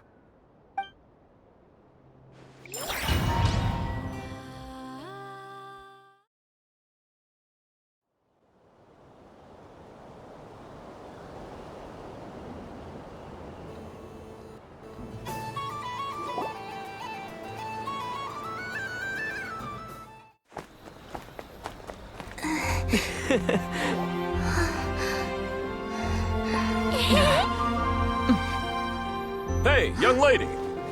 Would you like some Moon Prayer Night candy? Happy Moon Prayer Night! Oh, yeah! I almost forgot to say, welcome home, Moon Goddess.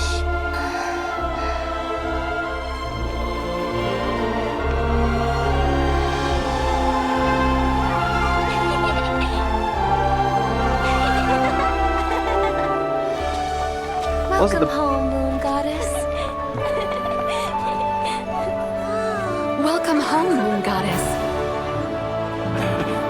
Welcome home, Moon Goddess.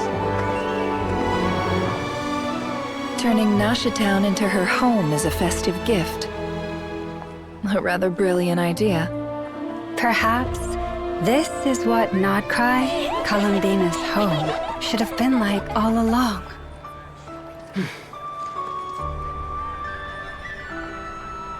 Thank you for the gift. I like it a lot. Wasn't the problem that everybody recognized her face from the statues? This feels like the surprise of my life. So couldn't we just change her clothes? Do you like it? I do. I never imagined I'd ever get to enjoy Moon Prayer Night with everyone so freely. If you're happy, we're happy. Quite a strategy you came up with. Hide the tree in the forest. It's not your usual style, Lauma. Is there something about Moon Prayer Night that enhances what's in your head as well as the antlers on top? Apparently so. It even inspired a perennial penny pincher to use their resources for a greater cause. It truly is a magical festival.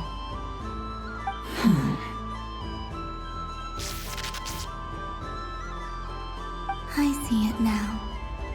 This bickering is actually a sign of a strong relationship. Huh? What's everyone doing here? Oh! Miss Columbina, you're back! Yes, I'm fine now. Thanks for your concern. How's your progress with Alice's assignment? Very well indeed. I've never heard her sound so excited. Isn't she always quite excitable? Not like this. This time her excitement seems more serious. Seems like she's had a major breakthrough. She said she'll contact us once she knows more. In the meantime, we're free to relax and have some fun. Enjoy the time off while it lasts. I have a feeling that our next task won't be so simple. Next task will be his quest. I should go. I still have a few things to attend to at the Frost Moon Scion stall. Then I think I'll take a look around. With any luck, this once-in-a-year festival will come with once-in-a-year opportunities. Hold up a second. Where's Varka? Drinking. I believe he made a beeline for the flagship the moment he entered Nashitown. Ah, that's Mondstadters for you. They know what they want when festivals roll around. Goodbye for now, Columbina. I hope you have a wonderful night. I will.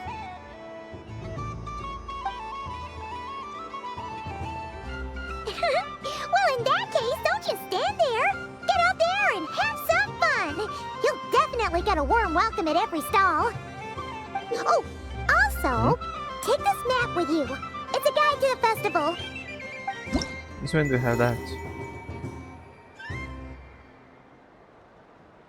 That looks like an event? Game progress. Oh. Is that till the end of the year? Like festivities and stuff? Ah, cool. But then I'll probably leave that for after the other quests. Cool. First one, science booth. Person C. Cool. The Frost Moon Scion stall is over here. Lauma's invited a whole bunch of cute animals to celebrate too. Over there is the Hexacircle section. Alice seemed more excited than anyone about this festival, so she insisted on making it a grand affair. Oh, and then there's the Nashitown local specialties, including... Actually, forget that. Better if you go check them out for yourself. Thank you. It looks like a lot of fun. Enjoy your moon prayer night. You're not coming with me? We'll be around. But don't you want to browse by yourself for a bit first?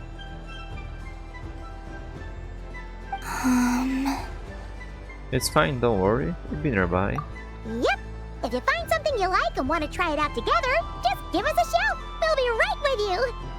Otherwise, just relax and enjoy yourself. There's so much on offer, so try to experience as much as you can. And don't forget to stuff yourself with all the delicious festival food. We'll probably run into each other while we're browsing. Alright then. Off I go. Have fun. Where should I go first? No, Okay, yeah, so I probably do have to do all that.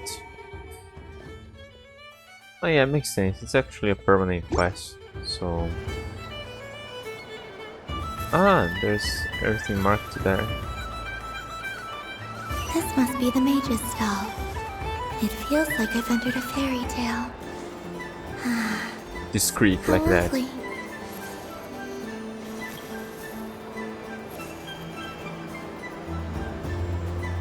But I was aiming right at it. Aw, what a pity. I saw it with my own eyes. You were so close. So very close. That's not true. It dodged out of the way right as I was about to snag it. I'm sorry? You heard me. This paper frog can move. I swear. Dear, oh dear, what are you saying? How could a paper frog move? Unless you believe there really is magic in this world. It is a known fact. Even if I, the mere humble merchant that I am, knew such magic, surely I would not use it on a paper frog. I'd sooner give Mora legs, so it could walk right into my purse. My dear, dear customer, why not have one more try? This time I'll give you 12% off. A very generous discount for one of my most regular customers. Just think about how much experience you have under your belt now. You're sure to win the next one. Darn, I used up all my coins. I'll be right back. Just gonna fetch some more from my house. Just give me kids. Take your time, but don't take too long. This event is Moon Prayer Night only. Miss it, and you'll have to wait a whole year before I'm back. Next customer, please. Welcome. Welcome. Hello. Whoa! What's this big one doing over here? How do I tell my employees not to go running around this time? Shooting them a glance won't work. I haven't known them long enough. Dory? Why, hello there, Miss Columbina. Would you like to play my ring toss game? The rules are very simple, and it's easy to get the hang of. How much for a round? Free? Oh, first time's free. Not a single mora. After that, well, we can cross that bridge if and when we come to it. Does she have more? But with your sharp eye, sharp skills, I'm sure you'll win all the prizes in one fell swoop. That was an obvious enough hint for them, right? Right? Hold the ring toss button to aim at the prize. This Columbina will toss a ring when the button is released. They're all moving. Here comes the ring! Oh, peanuts.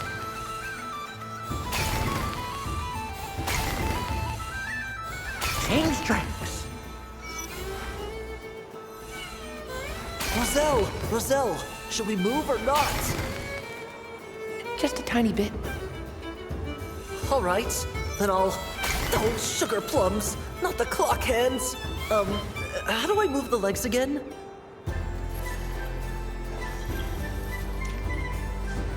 Stop it! Stop! stretching. What happens if I lose? I don't want to spend too much time on that, but I would have to pay afterwards. Do I have... I don't have a bag here.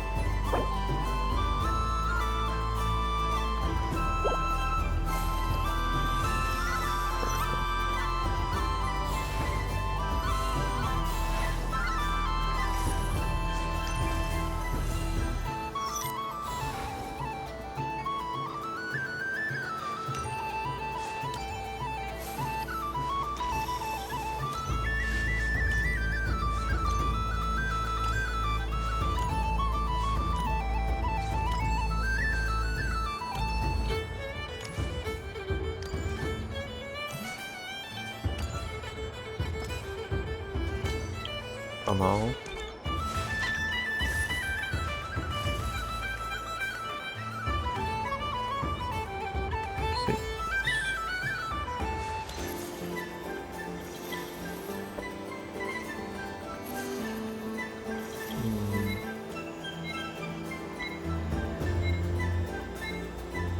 They kind of look like Barbara and Joe, don't they?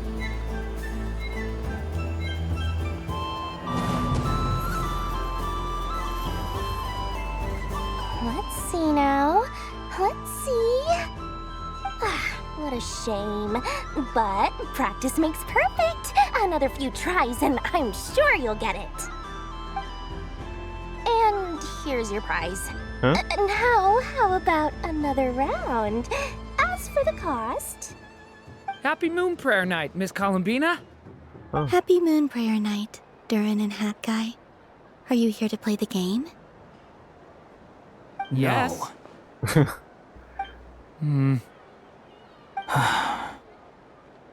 You said we were just coming here to say hello.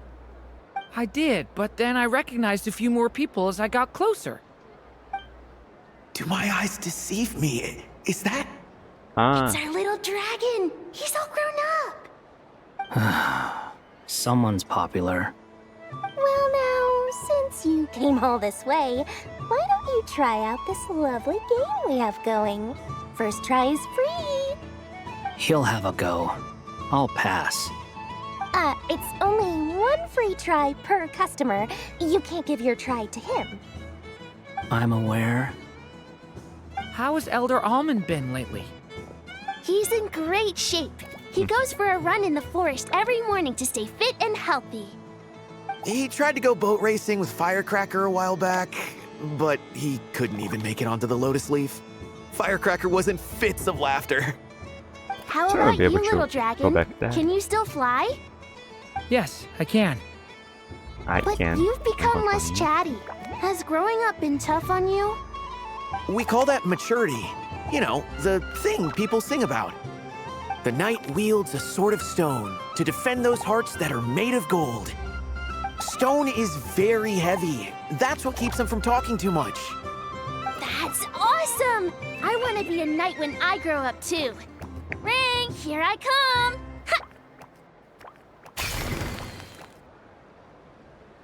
Oh, the hat-wearing man. I never thought I'd see you again. You seem more determined than when I saw you last on the train. If you say so. Oh, I do say so. The people you once helped see it clearly. It's because you are once again on the right track. May the engine in our hearts propel us to the station of our dreams. I can move! I can move now, Roselle! What are you doing, running into the rings like that? You got them all so quickly! I have never seen anything like this in all my travels. Is this guy actually an old friend of theirs? Yeah, they're chatting. How? They're origami animals and clockwork people from a fairy tale. Getting to know them would be quite an arduous task, unless they share a hometown? I have to get to the bottom of this. Next time I see the Great Mage Alice, I shall demand answers. Thank you, Dory. I had a lot of fun. So, now for your prize. Where did I put it? Give me a moment to dig it out. Oh, sweet grand prize. How I wish I didn't have to let you go. Good thing I've already turned a profit from the customers earlier in the night. Otherwise, I'd have wasted all my hard work. Okay, I'm back. What? I leave for 2 seconds and someone's already claimed the grand prize? Oh, well, these things happen, you know? Perhaps you'd be interested in one of the other prizes instead. We've got all kinds of wonderful goodies here. Is this the thing you wanted? Here, you can have it. Huh? But... Don't worry about it. It will be happier with you. Thanks so much, miss! I mean, Moon Goddess. Oh, goodness gracious, Columbina. Give me strength! How am I supposed to make any more money from this child at this rate? Daddy, look! That's the game I was telling you about! Why is the boy floating? Why is the boy floating? Forget it. She is the Moon Goddess after all. I'll think of some other way to swing this. Maybe I can try to hook this new kid. Huh? Oh, someone already won the grand prize. You can take mine if you want. What? Why? Why are all these bleeding hearts coming here to ruin my business? Happy Moon Prayer Night, everyone. Happy Moon Prayer Night. Here's Hexen Circle, Theory of Zelda. I finished playing at Festival Store. If I leave this special thing and come back, will I have to do this again? Because I could have won. How about we ride together? If all the prizes are gone, I might as well close up shop for the day. But you haven't had your fill of fun yet, right? So the next time a customer shows up, you're going to have to run faster, all right? And remember, run out of the rings, not into them.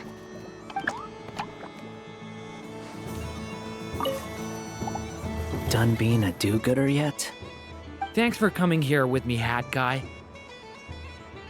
Are there any games you'd like to play? It's your turn to pick. I'll come with you. Why does that hamster think you've grown up? You haven't changed at all. I know you don't mean that. You're just taking the opportunity to make fun of me, aren't you? Even if you won't admit that taking some time to compose yourself is important, I can see that you're doing it in practice. Otherwise, you'd have taken off your hat and flown away by now. Looks like Albedo's socialization program has been far more useful to you than all those Vahumana textbooks. Okay, let's see.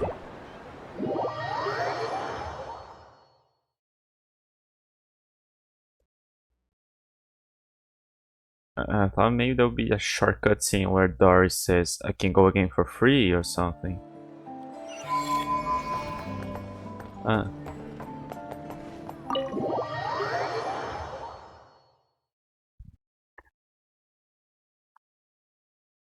But maybe that's marked already on the thing. Yeah. Well.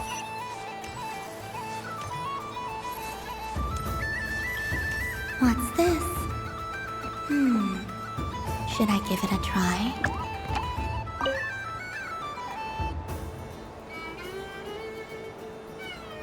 Come on, Citrus. One more round. Just one more. But my neck... oof. It's acting up again. You should take a break. Health comes first. Yeah, don't push yourself. We'll find someone else. You guys are made of paper. Don't look at me. I'm the referee. If you get a What are we gonna do then? Does it help? Do you need any help? Yes, we do! We need one more player for our game. All right. Could you teach me how to play? It's really simple. You just throw the dice and move by that number of tiles. First one to reach the finish line wins. Because of P? Rolling a hamster means you move 1 tile. A paper frog is 2 tiles, and a flying squirrel is 3 tiles. Because they go the fastest. Okay, I get it. So, we're all set? In that case, please take your places and let the game begin! But then it's look.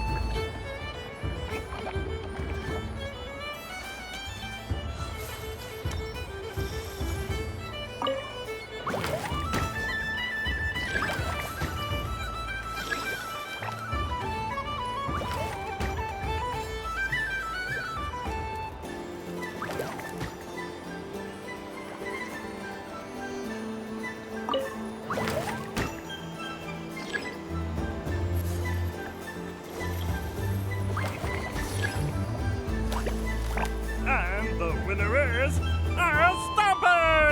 Well done!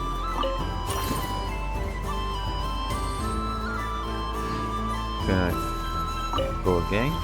It's a pity that my good friend Faro Bear is busy working on a training program for Princess Mist. If he could have been here, the victory might have been his. There's luck.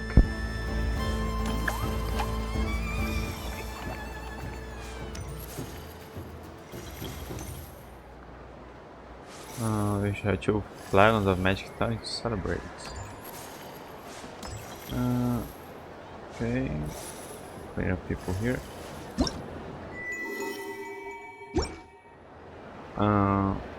Was that one optional? Well, Alice is here. Ah, all 3 of them are here. So let's check the others first.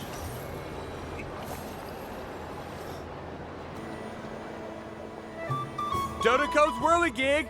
Come check out Dodoco's Whirligig! Ah, welcome home, Moon Goddess. Might I ask what this is? Ah, it's a very special amusement sponsored by the Great Mage herself. Ride on a soft and furry Dodoco and embark on an unforgettable adventure. Your face doesn't match. I say that, but voice. I'm just following a script here. Who is this mage anyway? And what the heck is a Dodoco? I'd like to ride. No problem.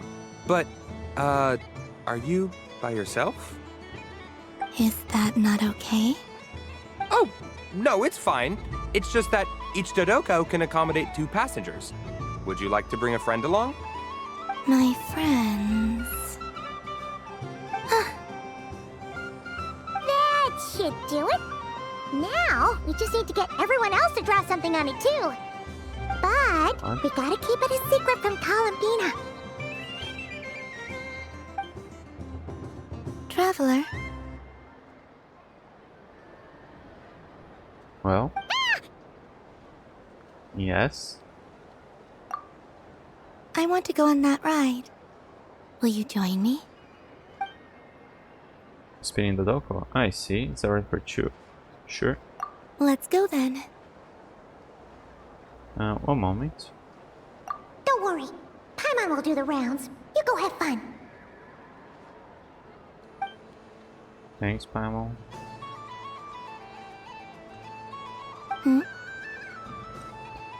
Nothing. Let's go. All right. I think we have to wait in line over there. Please take your seats. For safety reasons, you mustn't try to leave the ride before it comes to a complete stop. All right, you're all set. I wish you both a wonderful journey. Okay, always rely on Alice for weird and wonderful gadgets.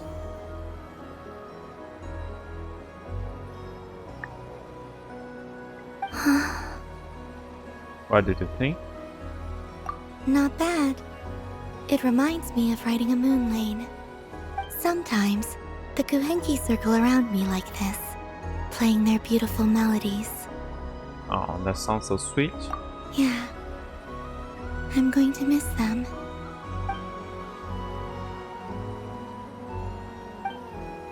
wonder what Columbine will find on the moon. Perhaps even she doesn't know. Does it scare you at all? It does. I've felt scared in the past, too. But this is a little different. You know something? I got to see a lot of fascinating things during my disappearance. I saw how the Frost Moon Scions act around their families. So different than how they used to act in my presence. And I also saw how they interact with their friends. It made me curious at first. Why do people act so sincere when they're worshipping gods, but save their truest, warmest feelings for each other?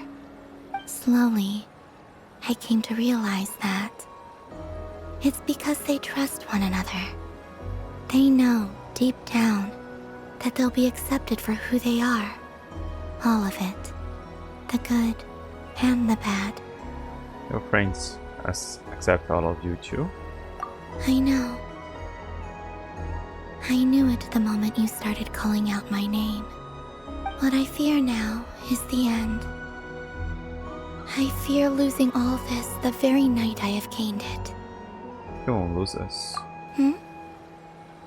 Even after you return to the moon, your friends will still be here.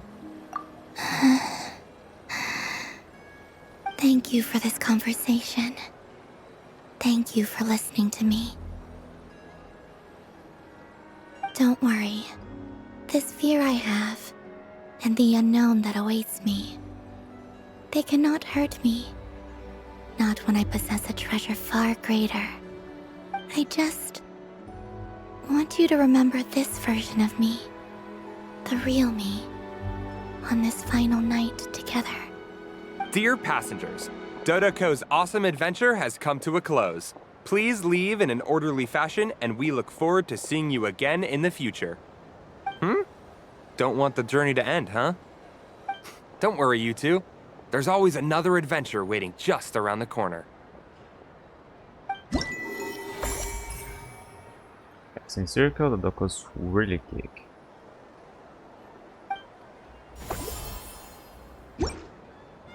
So this is the Frost Moon Scions area. It feels very familiar. But everyone looks much happier than usual.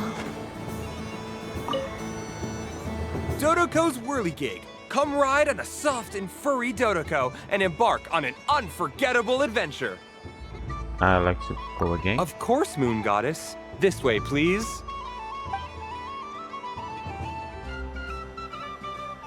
Ah, that is different.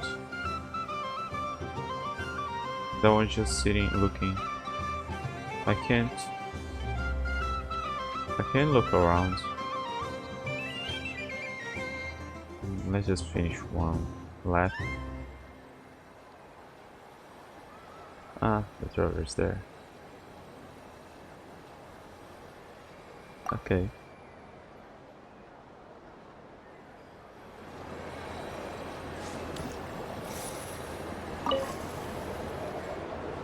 Fun ride, huh? You and Columbina looked pretty sad to leave. This isn't gonna make Paimon dizzy, is it? I started kind of like a cutscene. Oh hell. Does she have no wings? Yep. Oh.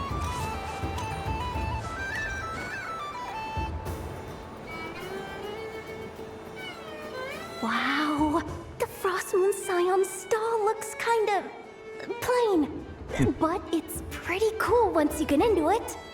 I don't go to Hisey Island much, but it's got that, like, old world cultural feel. And if culture means we get more festivals, I'm all for it! Hello, Yahoda. Columbine? Hello, Moon Goddess? That was too close. I almost gave the game away in front of the staff. Oh, wait. What's the deal with her shoes? They don't make a sound when she walks. I could do with a pair of those. Do you like balloons too? Balloons? I think most people wouldn't you care mean about those? calling her Colombina. What's so fun about balloons? I'm not a kid anymore. I don't think people Probably more up Aino's alley. know the name of Yes. The animals seem very curious about these Harbingers like strange that. flying objects. I was drawn here by their voices. I recently learned a fun new game you can play with balloons, so I decided to come and give it a try. A new game?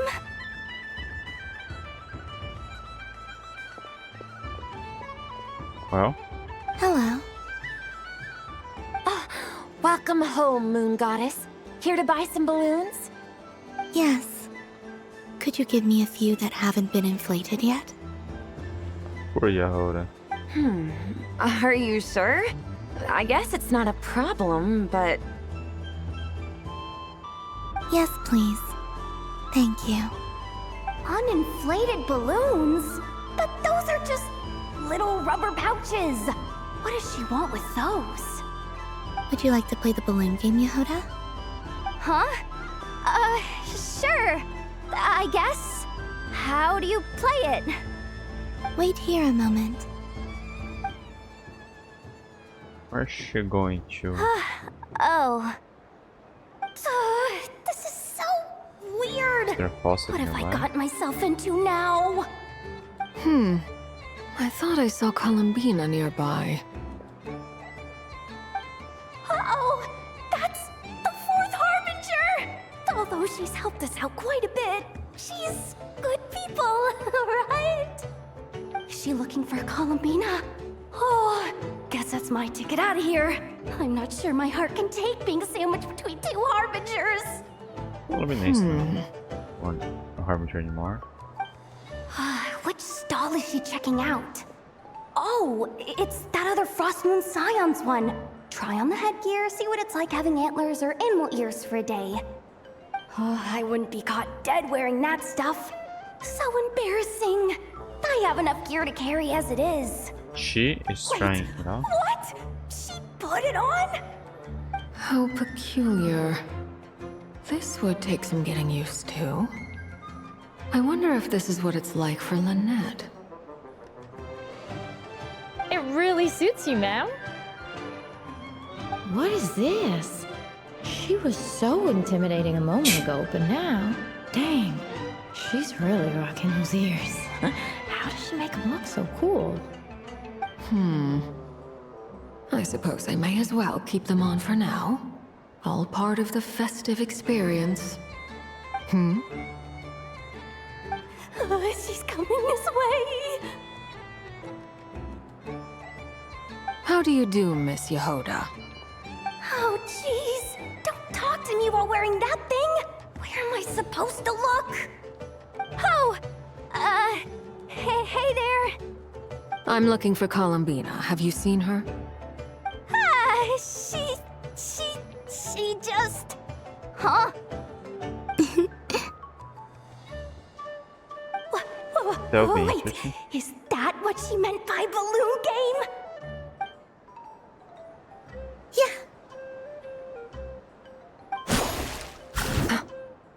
Huh? No fair! How come I get caught in the crossfire? An ambush from the rear?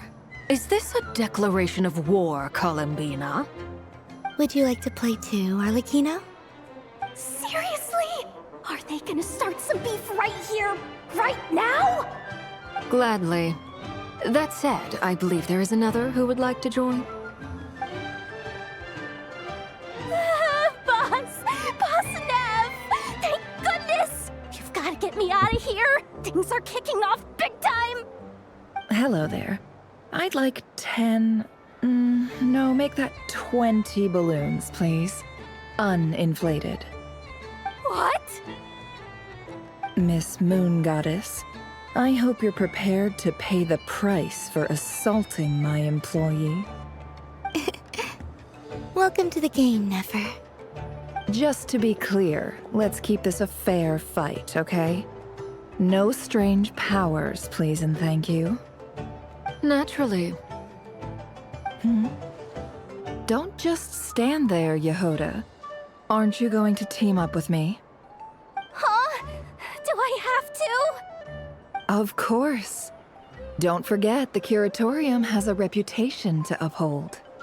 I knew something like this was gonna happen.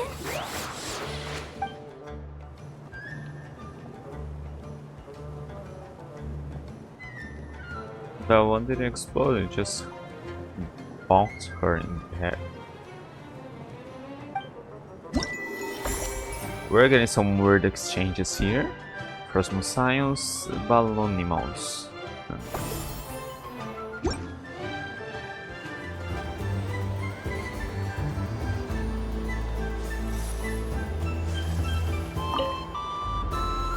I've seen Lenny and the other children play this game before. It would seem that it's not a bad way to relax, once in a while.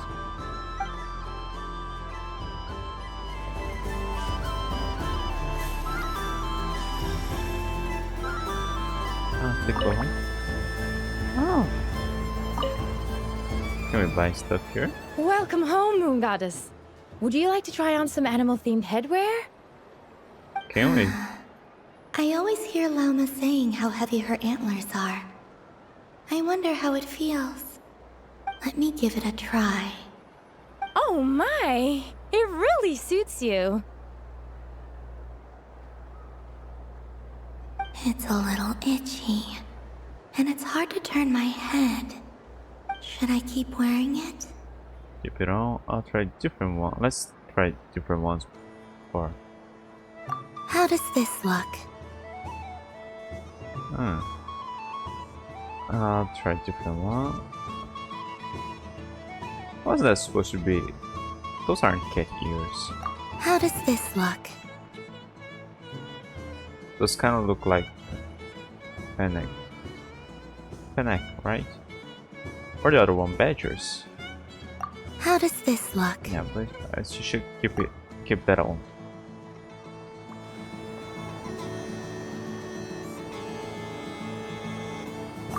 Mention. I've seen Lenny. No. Enaga balloon. Nice.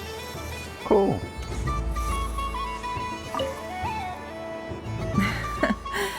That was fun. It's a shame Ashru doesn't like playing with water, or I'd have roped him in as well.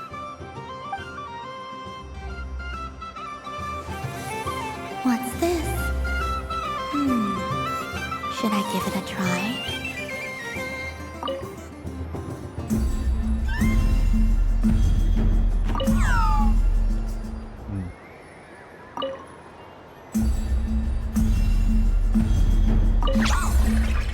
Oh. I think it's some more for the trailer.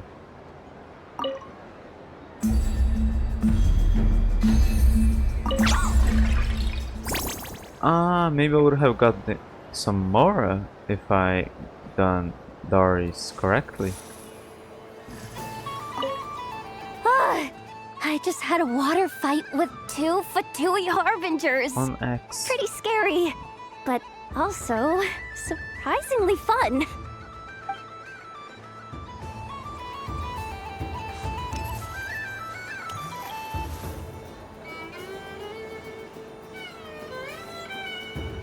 I wish for a never-ending supply of laka berries.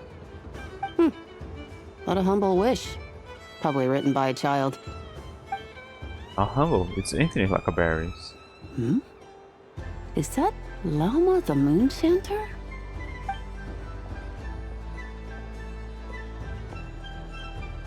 We should mention our antlers.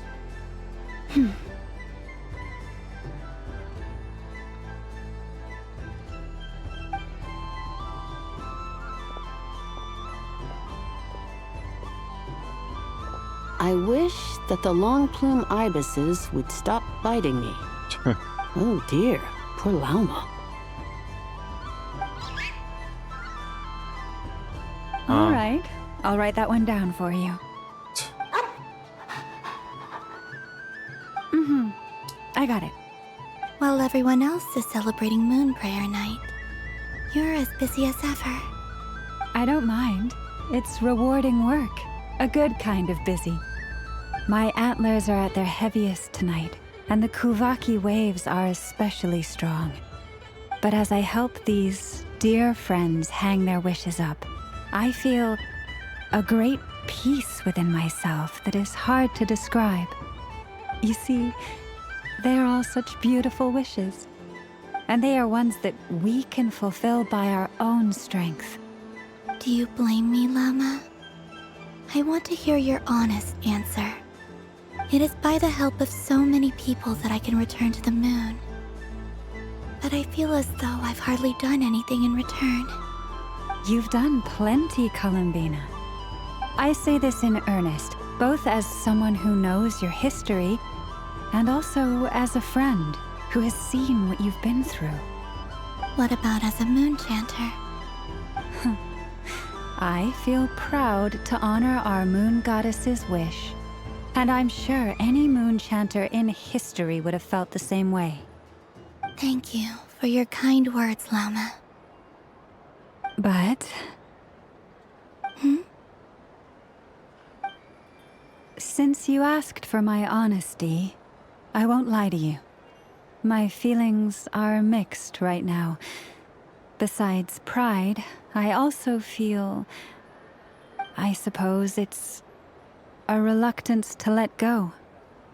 Once you return to the moon, we will be far apart and separated by a false sky. I'm sure those of us left behind will gaze up at that sky, yearning for the moon once in a while, just as you used to do. I will miss you, Llama. I will miss you all. I hope to stay in touch. I will try and find some way to send messages down from the moon. Perhaps you could use Kuvaki. I've heard Yehoda say that signals can be sent using long and short waves, or strong and weak lights.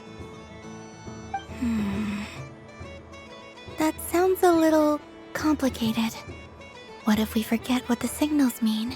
You can take We could prepare a code book beforehand, but... a book you bought. You're right. It wouldn't really suit you. Still, whatever happens, I believe that you will find your own unique way of communicating with us. And now that I think about that, my heart feels lighter. Because you trust in me? Yes. I have faith in you, and in the power of truth. In my experience, the truth tends to be difficult, but that's what makes it stand out from what is false. So I'm confident that your thoughts and your love will shine through the curtain of lies. We will know it when we see it. Thank you. Now, could you help me hang up my wish? Is this? I wish that all who dwell in this moonlit world can find a place to belong. And I wish that I shall one day see my friends again. It's 2 wishes. I hope that's not too greedy of me. Not at all. And I think you speak for us all with the second one.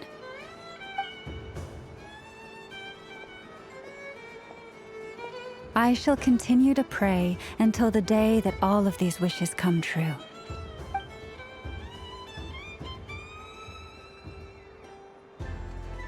Oh. Wishing slips.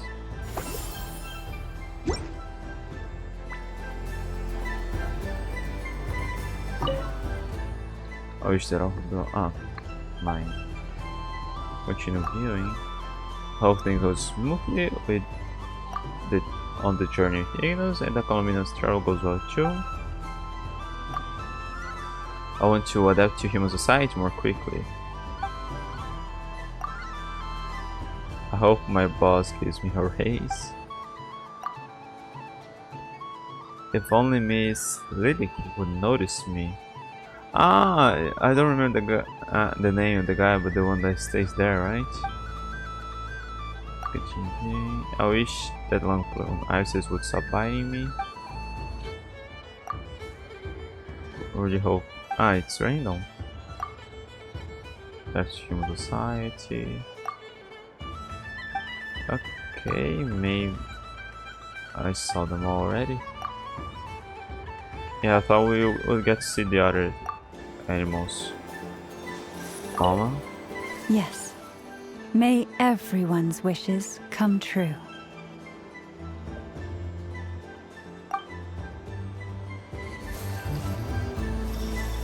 Ah, you. Miss Laliki! A kitten's been following you all this time. Oh, so it has. Hello there, little kitty. May the moon light your path. Did Lady Llama send you? Or was there something you needed? Papaya. You'd like some moon prayer candies? Can you give it sugar? Like that? No? I believe it wants that box. The one with the moon prayer candies in it. Oh, I see. Here, kitty. Come on. Here you go. Thank you, Lady Huh. Mr. Cantor, did you see that young lady dressed as the moon goddess?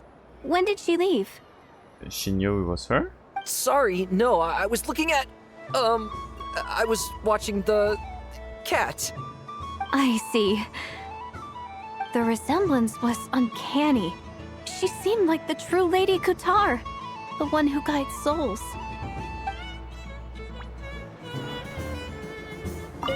Huh. Mr. Cantor, did you see that young lady dressed as the moon goddess? When did she leave? Sorry, no, I was looking at... I see. The resemblance was uncanny. Okay. That was optional.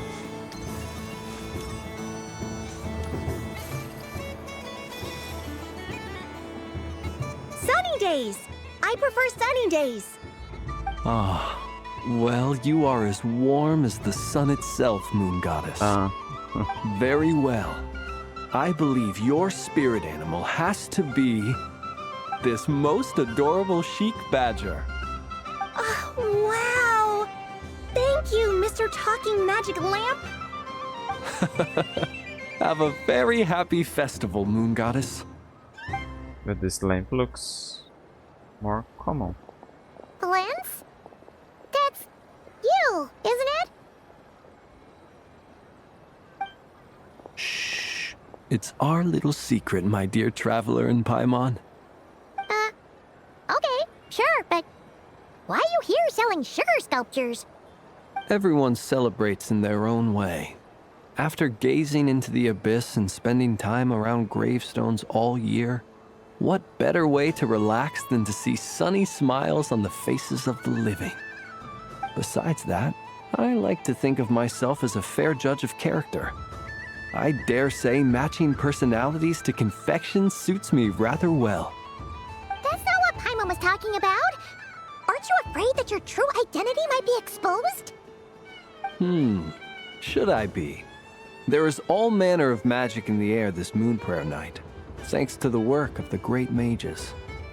I see Miss Columbina is hiding in plain sight. Why should I not do the same? Why miss this rare opportunity to enjoy a special evening in my true form? Fair enough. You got a point there. A fancy People who don't lantern. know you will probably think you're just a talking lantern. Well, now that we see eye to eye, what brings you here? Not a search for your spirit animal, I presume? Ah, well, actually... Here, see for yourself. Oh, this is... How wonderful. A beautiful idea. Yeah, we just met Barka, and he said that having everyone draw their own section was kind of boring. So, he did your bit for you. Ah, Varka. Ever the maverick. I see his artistic skills are truly one of a kind. In that case, I shall paint something on Mr. Albedo's behalf in a short while. What? Why not now? Ahem. Welcome home, Moon Goddess. Whew, that was close. Hello, Flins. She recognized you right away! What keen eyes you have, Miss Columbina.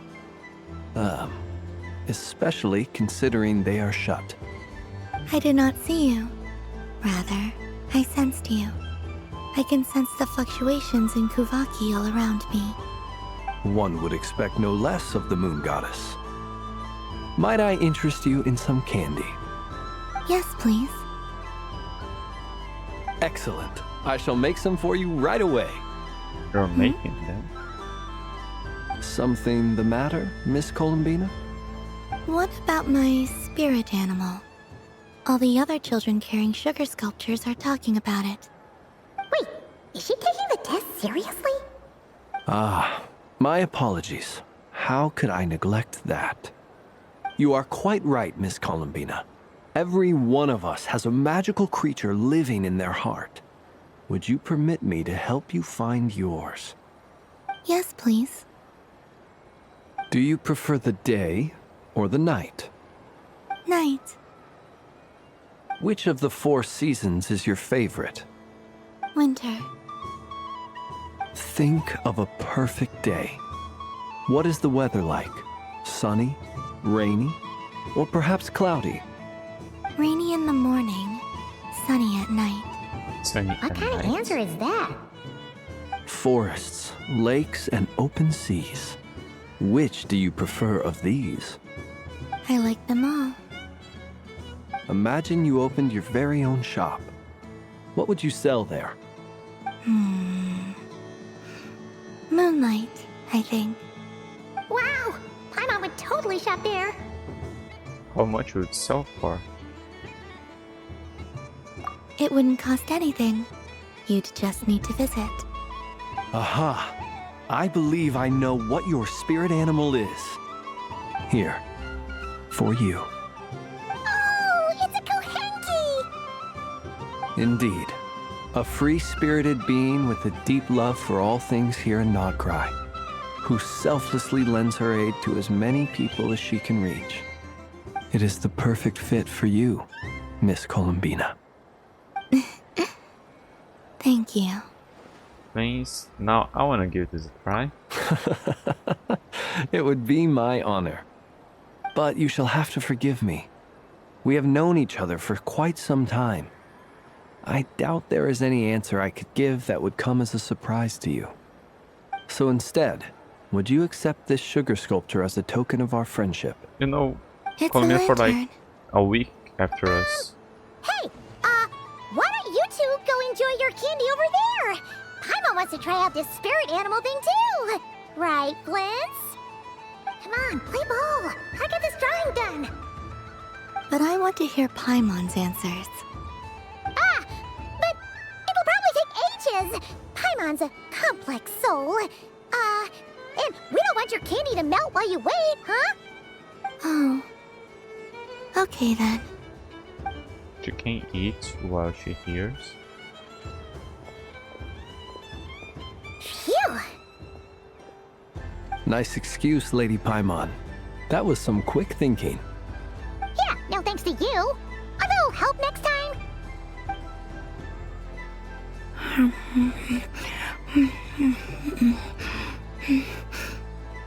It's sweet. Is that Lakaberry? I wonder what flavor the traveler got. This way, this way! It's the candy-selling lantern! I'm coming! Of course. Traveler, maybe we can share? Share?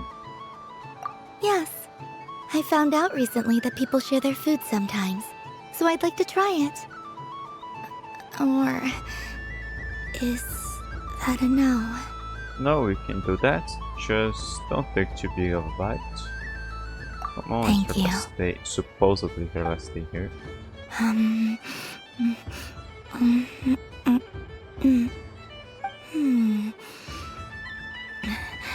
Yours is a little more sour than mine.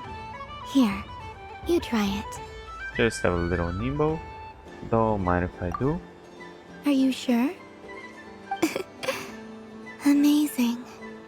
What is? My sugar sculpture has shrunk, yet my heart is filled with feelings of sweetness. I will remember this feeling. Would you like another bite? Sure. Science, spirit sugar sculptures.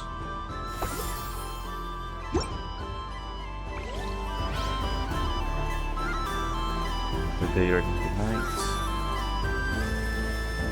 Like sunny days. Something about festive lighting always has a way of putting the warmest smiles on people's faces.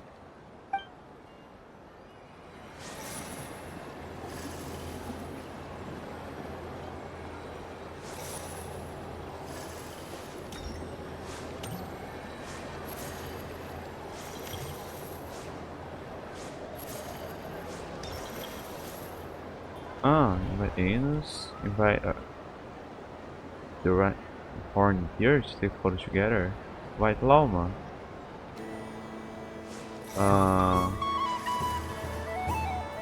Let's go with the deer first. Let's see if I can go to them all.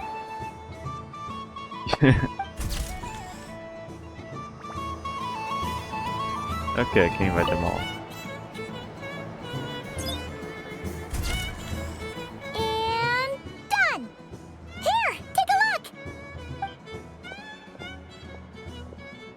I think it looks quite funny. Well, Paimon thinks it's super cute. It looks like a silly chic badger and a rhymehorn deer that's about to fall asleep. Silly? In what way? Maybe I'll stand on the chic badger's side instead. It looks like we've attracted the attention of quite a few animals. Let's make room for them.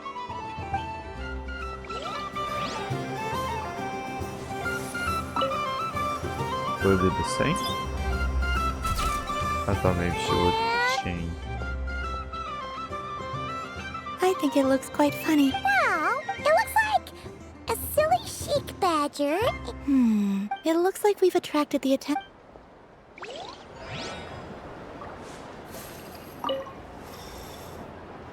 If this were any other day, I'm sure it would make for a great photo opportunity. But Moon Prayer Night has rendered my antlers uncomfortably large. You just stay behind, don't have to Doesn't put it your look head like through it. this rhymehorn deer has 2 sets of antlers? Not actually. It would be nicer if it did.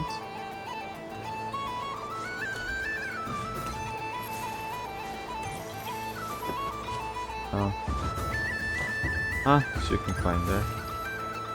There's more people over there. Yeah, I'll probably have to go for them all anyways, but let's leave the What's this? mages for last. Should I give it a try?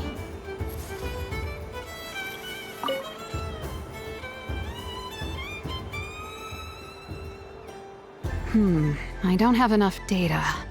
Need more samples. But who should I ask for help? Is this one of the amusements? Or is it a research project? Bit of column A, bit of column B. I'm currently running some synchronization tests on these bots. Basically, you need to press the button to help them successfully obtain the treasure. But you've got to time it right. I'll record your data, which will be used to improve the robot's accuracy. But, ma'am, I mean, Moon Goddess, don't you think you should take your eye mask off first? There's no need. I will be all right. Okay then. Whatever you're comfortable with. Ready when you are. Great. Then let's begin.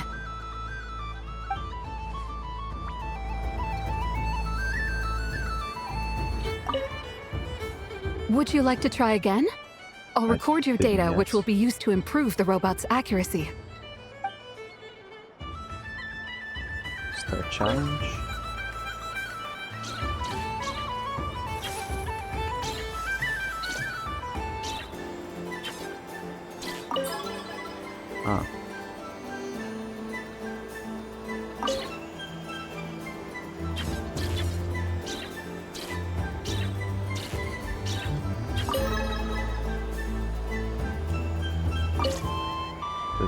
fast or something.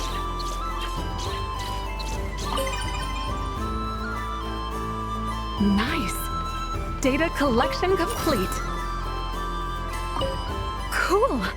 So much useful data. I'm progressing much faster than I expected. Thank you so much, Moon Goddess.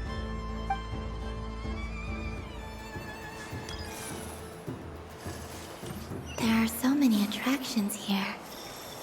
Since I rarely get out, I might as well make the most of it.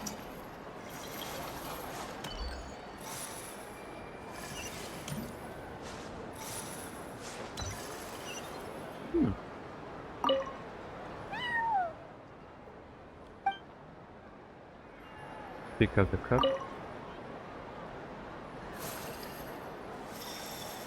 Ah, you are a cat.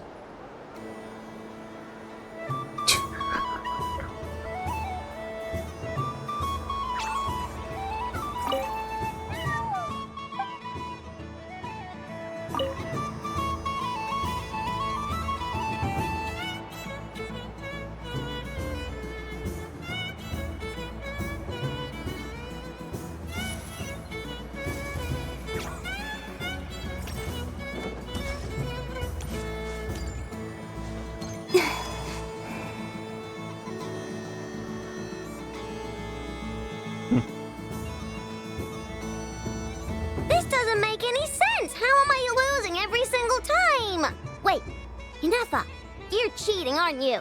Yeah, that must be it. I am not cheating, I know. Uh-oh, sounds like Inefa's turning into a big baloney bot. I think it's time for some serious maintenance. Moon Goddess, help me. Miss Columbina, I know, is attempting to cheat.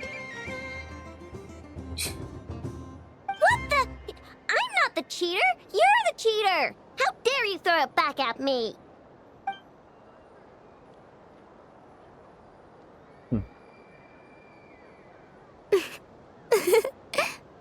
Alright, fine. Let's all laugh at I know. Just you wait till I get home, because I'm gonna make a game bot that can win 100% of the time.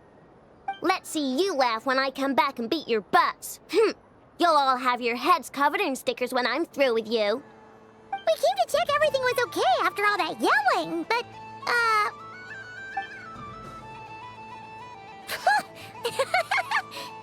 What are you playing? Whatever it is, it sounds like cheating is allowed. Kuhenki concentration. Each player starts with differently colored kuhenki. Each round, they draw one kuhenki from their opponent. When a player has two kuhenki of the same color, they make a pair and can be discarded. Any that can't form a pair must be kept. The round ends when a player can't form any more kuhenki pairs, and that player gets a sticker.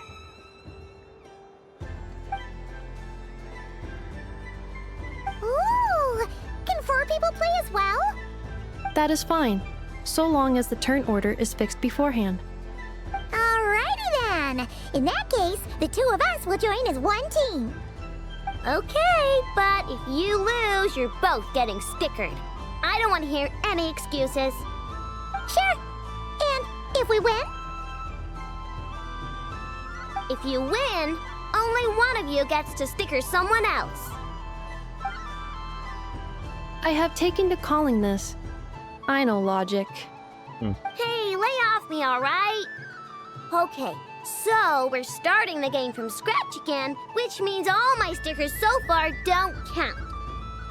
Looks like Luonatar is the Kuhenki of honor for this game. Anyway, let's go clockwise, starting from Inefa.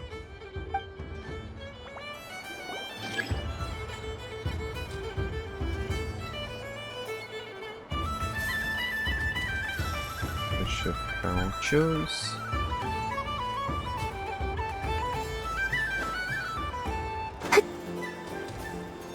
This one is.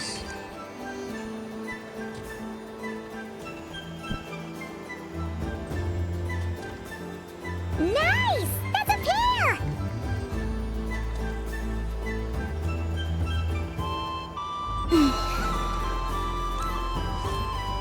Go! Fly! This one.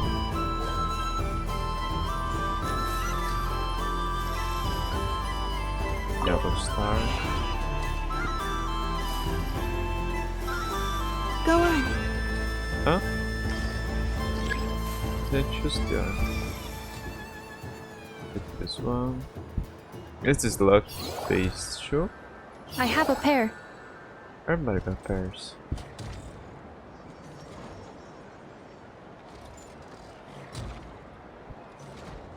Uh-oh!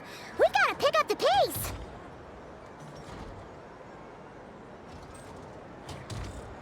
I will pick Nocturne and hit her in a box.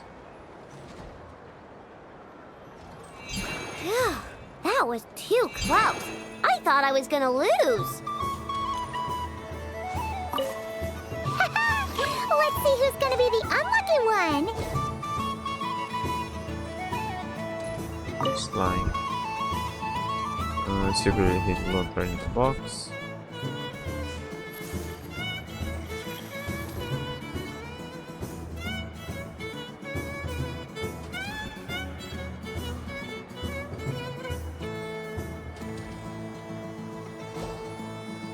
I pick a Nocturne in the box.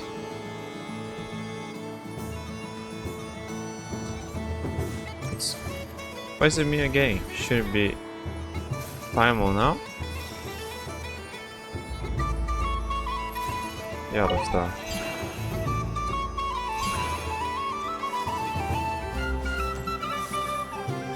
Could I lose this one? I didn't quite get all the rules. Should have been Primal now. Let me pick a good one. What's it gonna be? You're looking very pleased with yourself there. What happened to being a huge Grumposaurus? I won. Duh.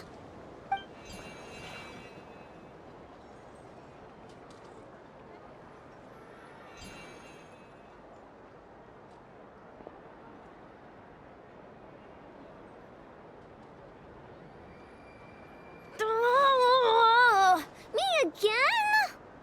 Don't fidget too much, Aino, or the sticker's going to fall off. I don't care. If it falls off, it falls off. If a pair of Kuhenki get discarded, why not a pair of stickers? Huh? Huh?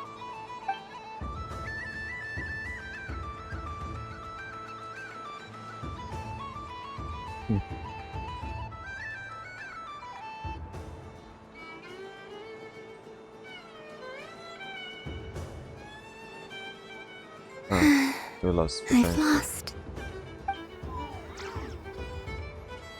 Sticker, sticker, sticker! Okay, I was winning before design. Ready? Here it comes.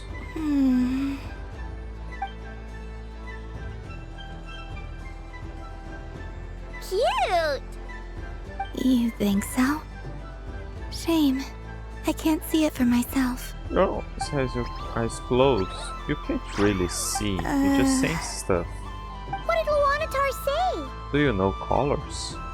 She said it looks so cute that she wants me to lose a few more rounds.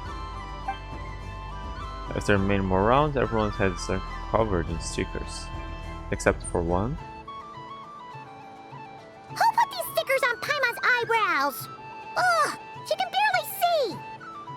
Alright, now, I think we got enough evidence to prove that there's a serious problem here. Agreed. Yes, I agree as well. The culprit is... Ineffa! Culprit? What did I do? Quit acting dumb, Ineffa! You're not wriggling your way out of this one. I've been watching you. Not only did you remember whose side Luanatar started at, but every time someone drew a Kuhenki, you were logging it and calculating every last possibility. Which Kuhenki pairs were gone, who had what color Kuhenki in their hand, even our facial expressions. You were keeping track of it the entire time. Exactly! What Aino said! Putting aside the fact that running calculations is not against the game rules, do you have any evidence to support your allegations? The evidence is your eyes were shining. But that's not against the rules either. So she admits it. She certainly does. All Everyone grab a sticker. It's time to get Nefa back. But... Take that!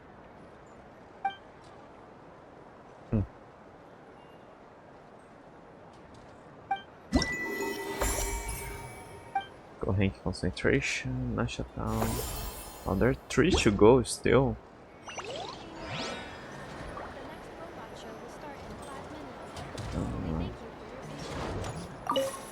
This thing is too long. I'm never playing games with you ever again, Nefa.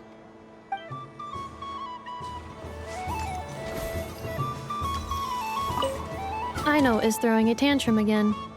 I believe it will take 3 crumb-kakes to constitute a suitable peace offering.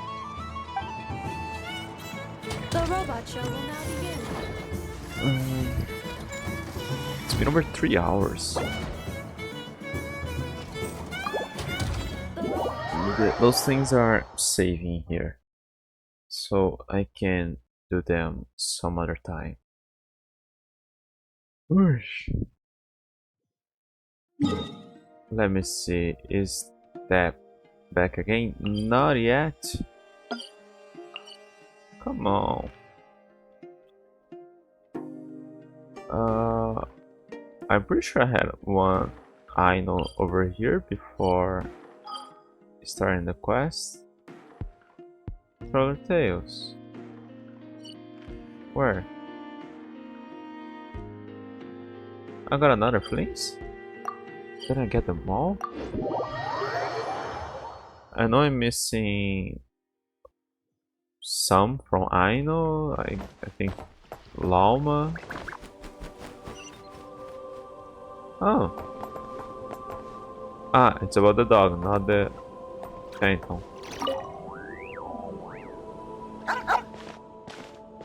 Maybe it is about the phantom.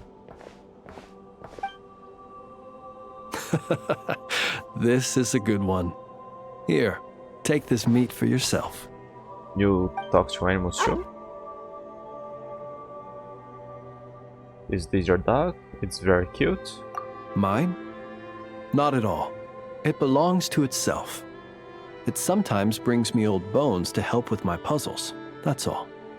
Bone puzzles? You... I should be clear.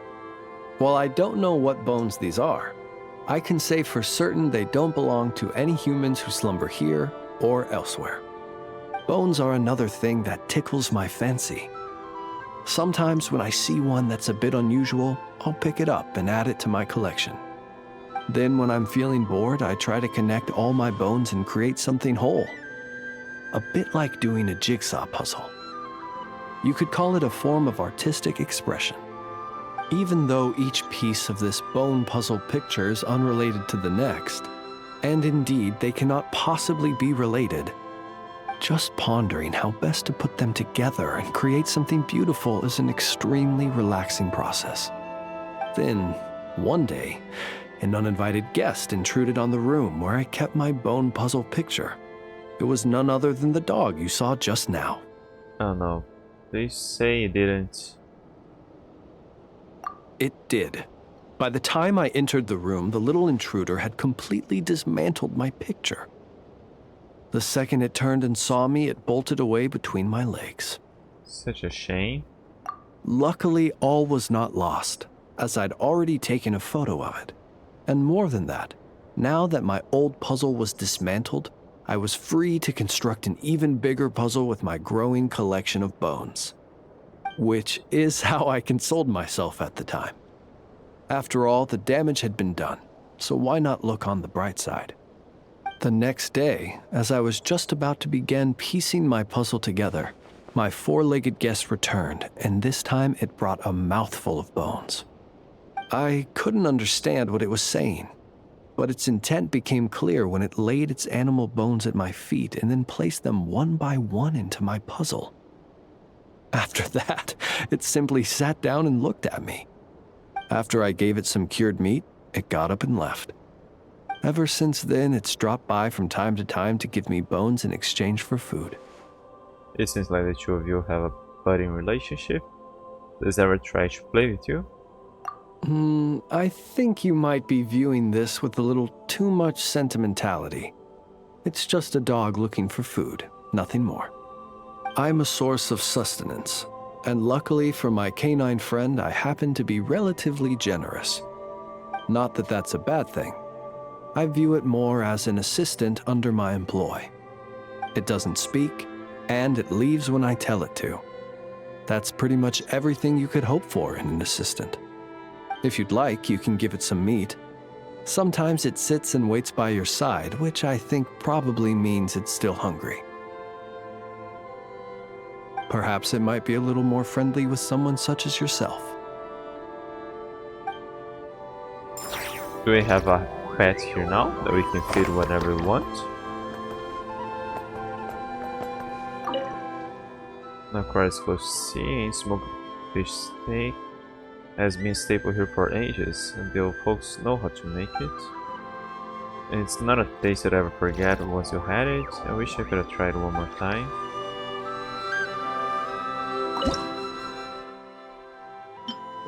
It wasn't that one. It was something steak.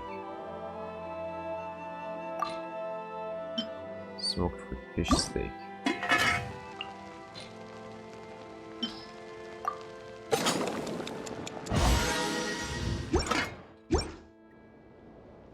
If you're by the sea, fish is a natural food of choice, and you do a good job with this one. Nocturne is close to the sea, smoked fish has been staple for ages. You are a adept hand in the kitchen, sure, but traditional Nocturne smoked fish is not cured in this way. It's not a taste that I ever forget once you had. I wish you could try once more time. Do you mention other foods? Other time? Other days?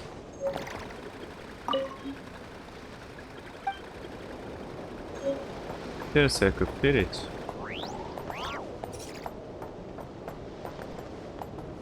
There isn't a plate I can leave food for the dog, can I?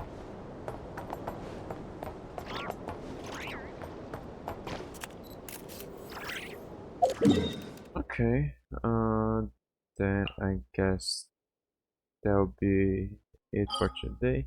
Yeah, I know it's not much else there, but it's been over 3 hours of streaming here. I'm tired. And next time I'll finish that up and do the other thing there.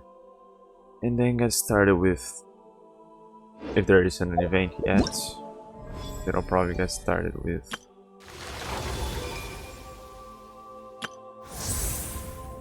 that one. You need 5 calendar days for your quest experience. Please plan your time accordingly. Whoa. I didn't really read that.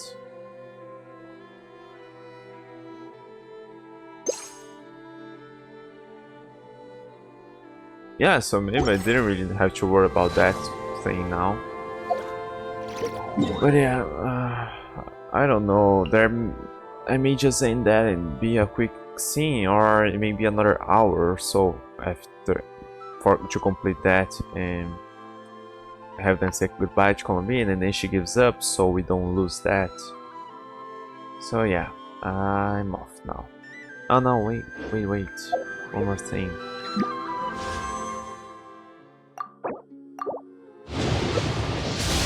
Okay, now I'm off.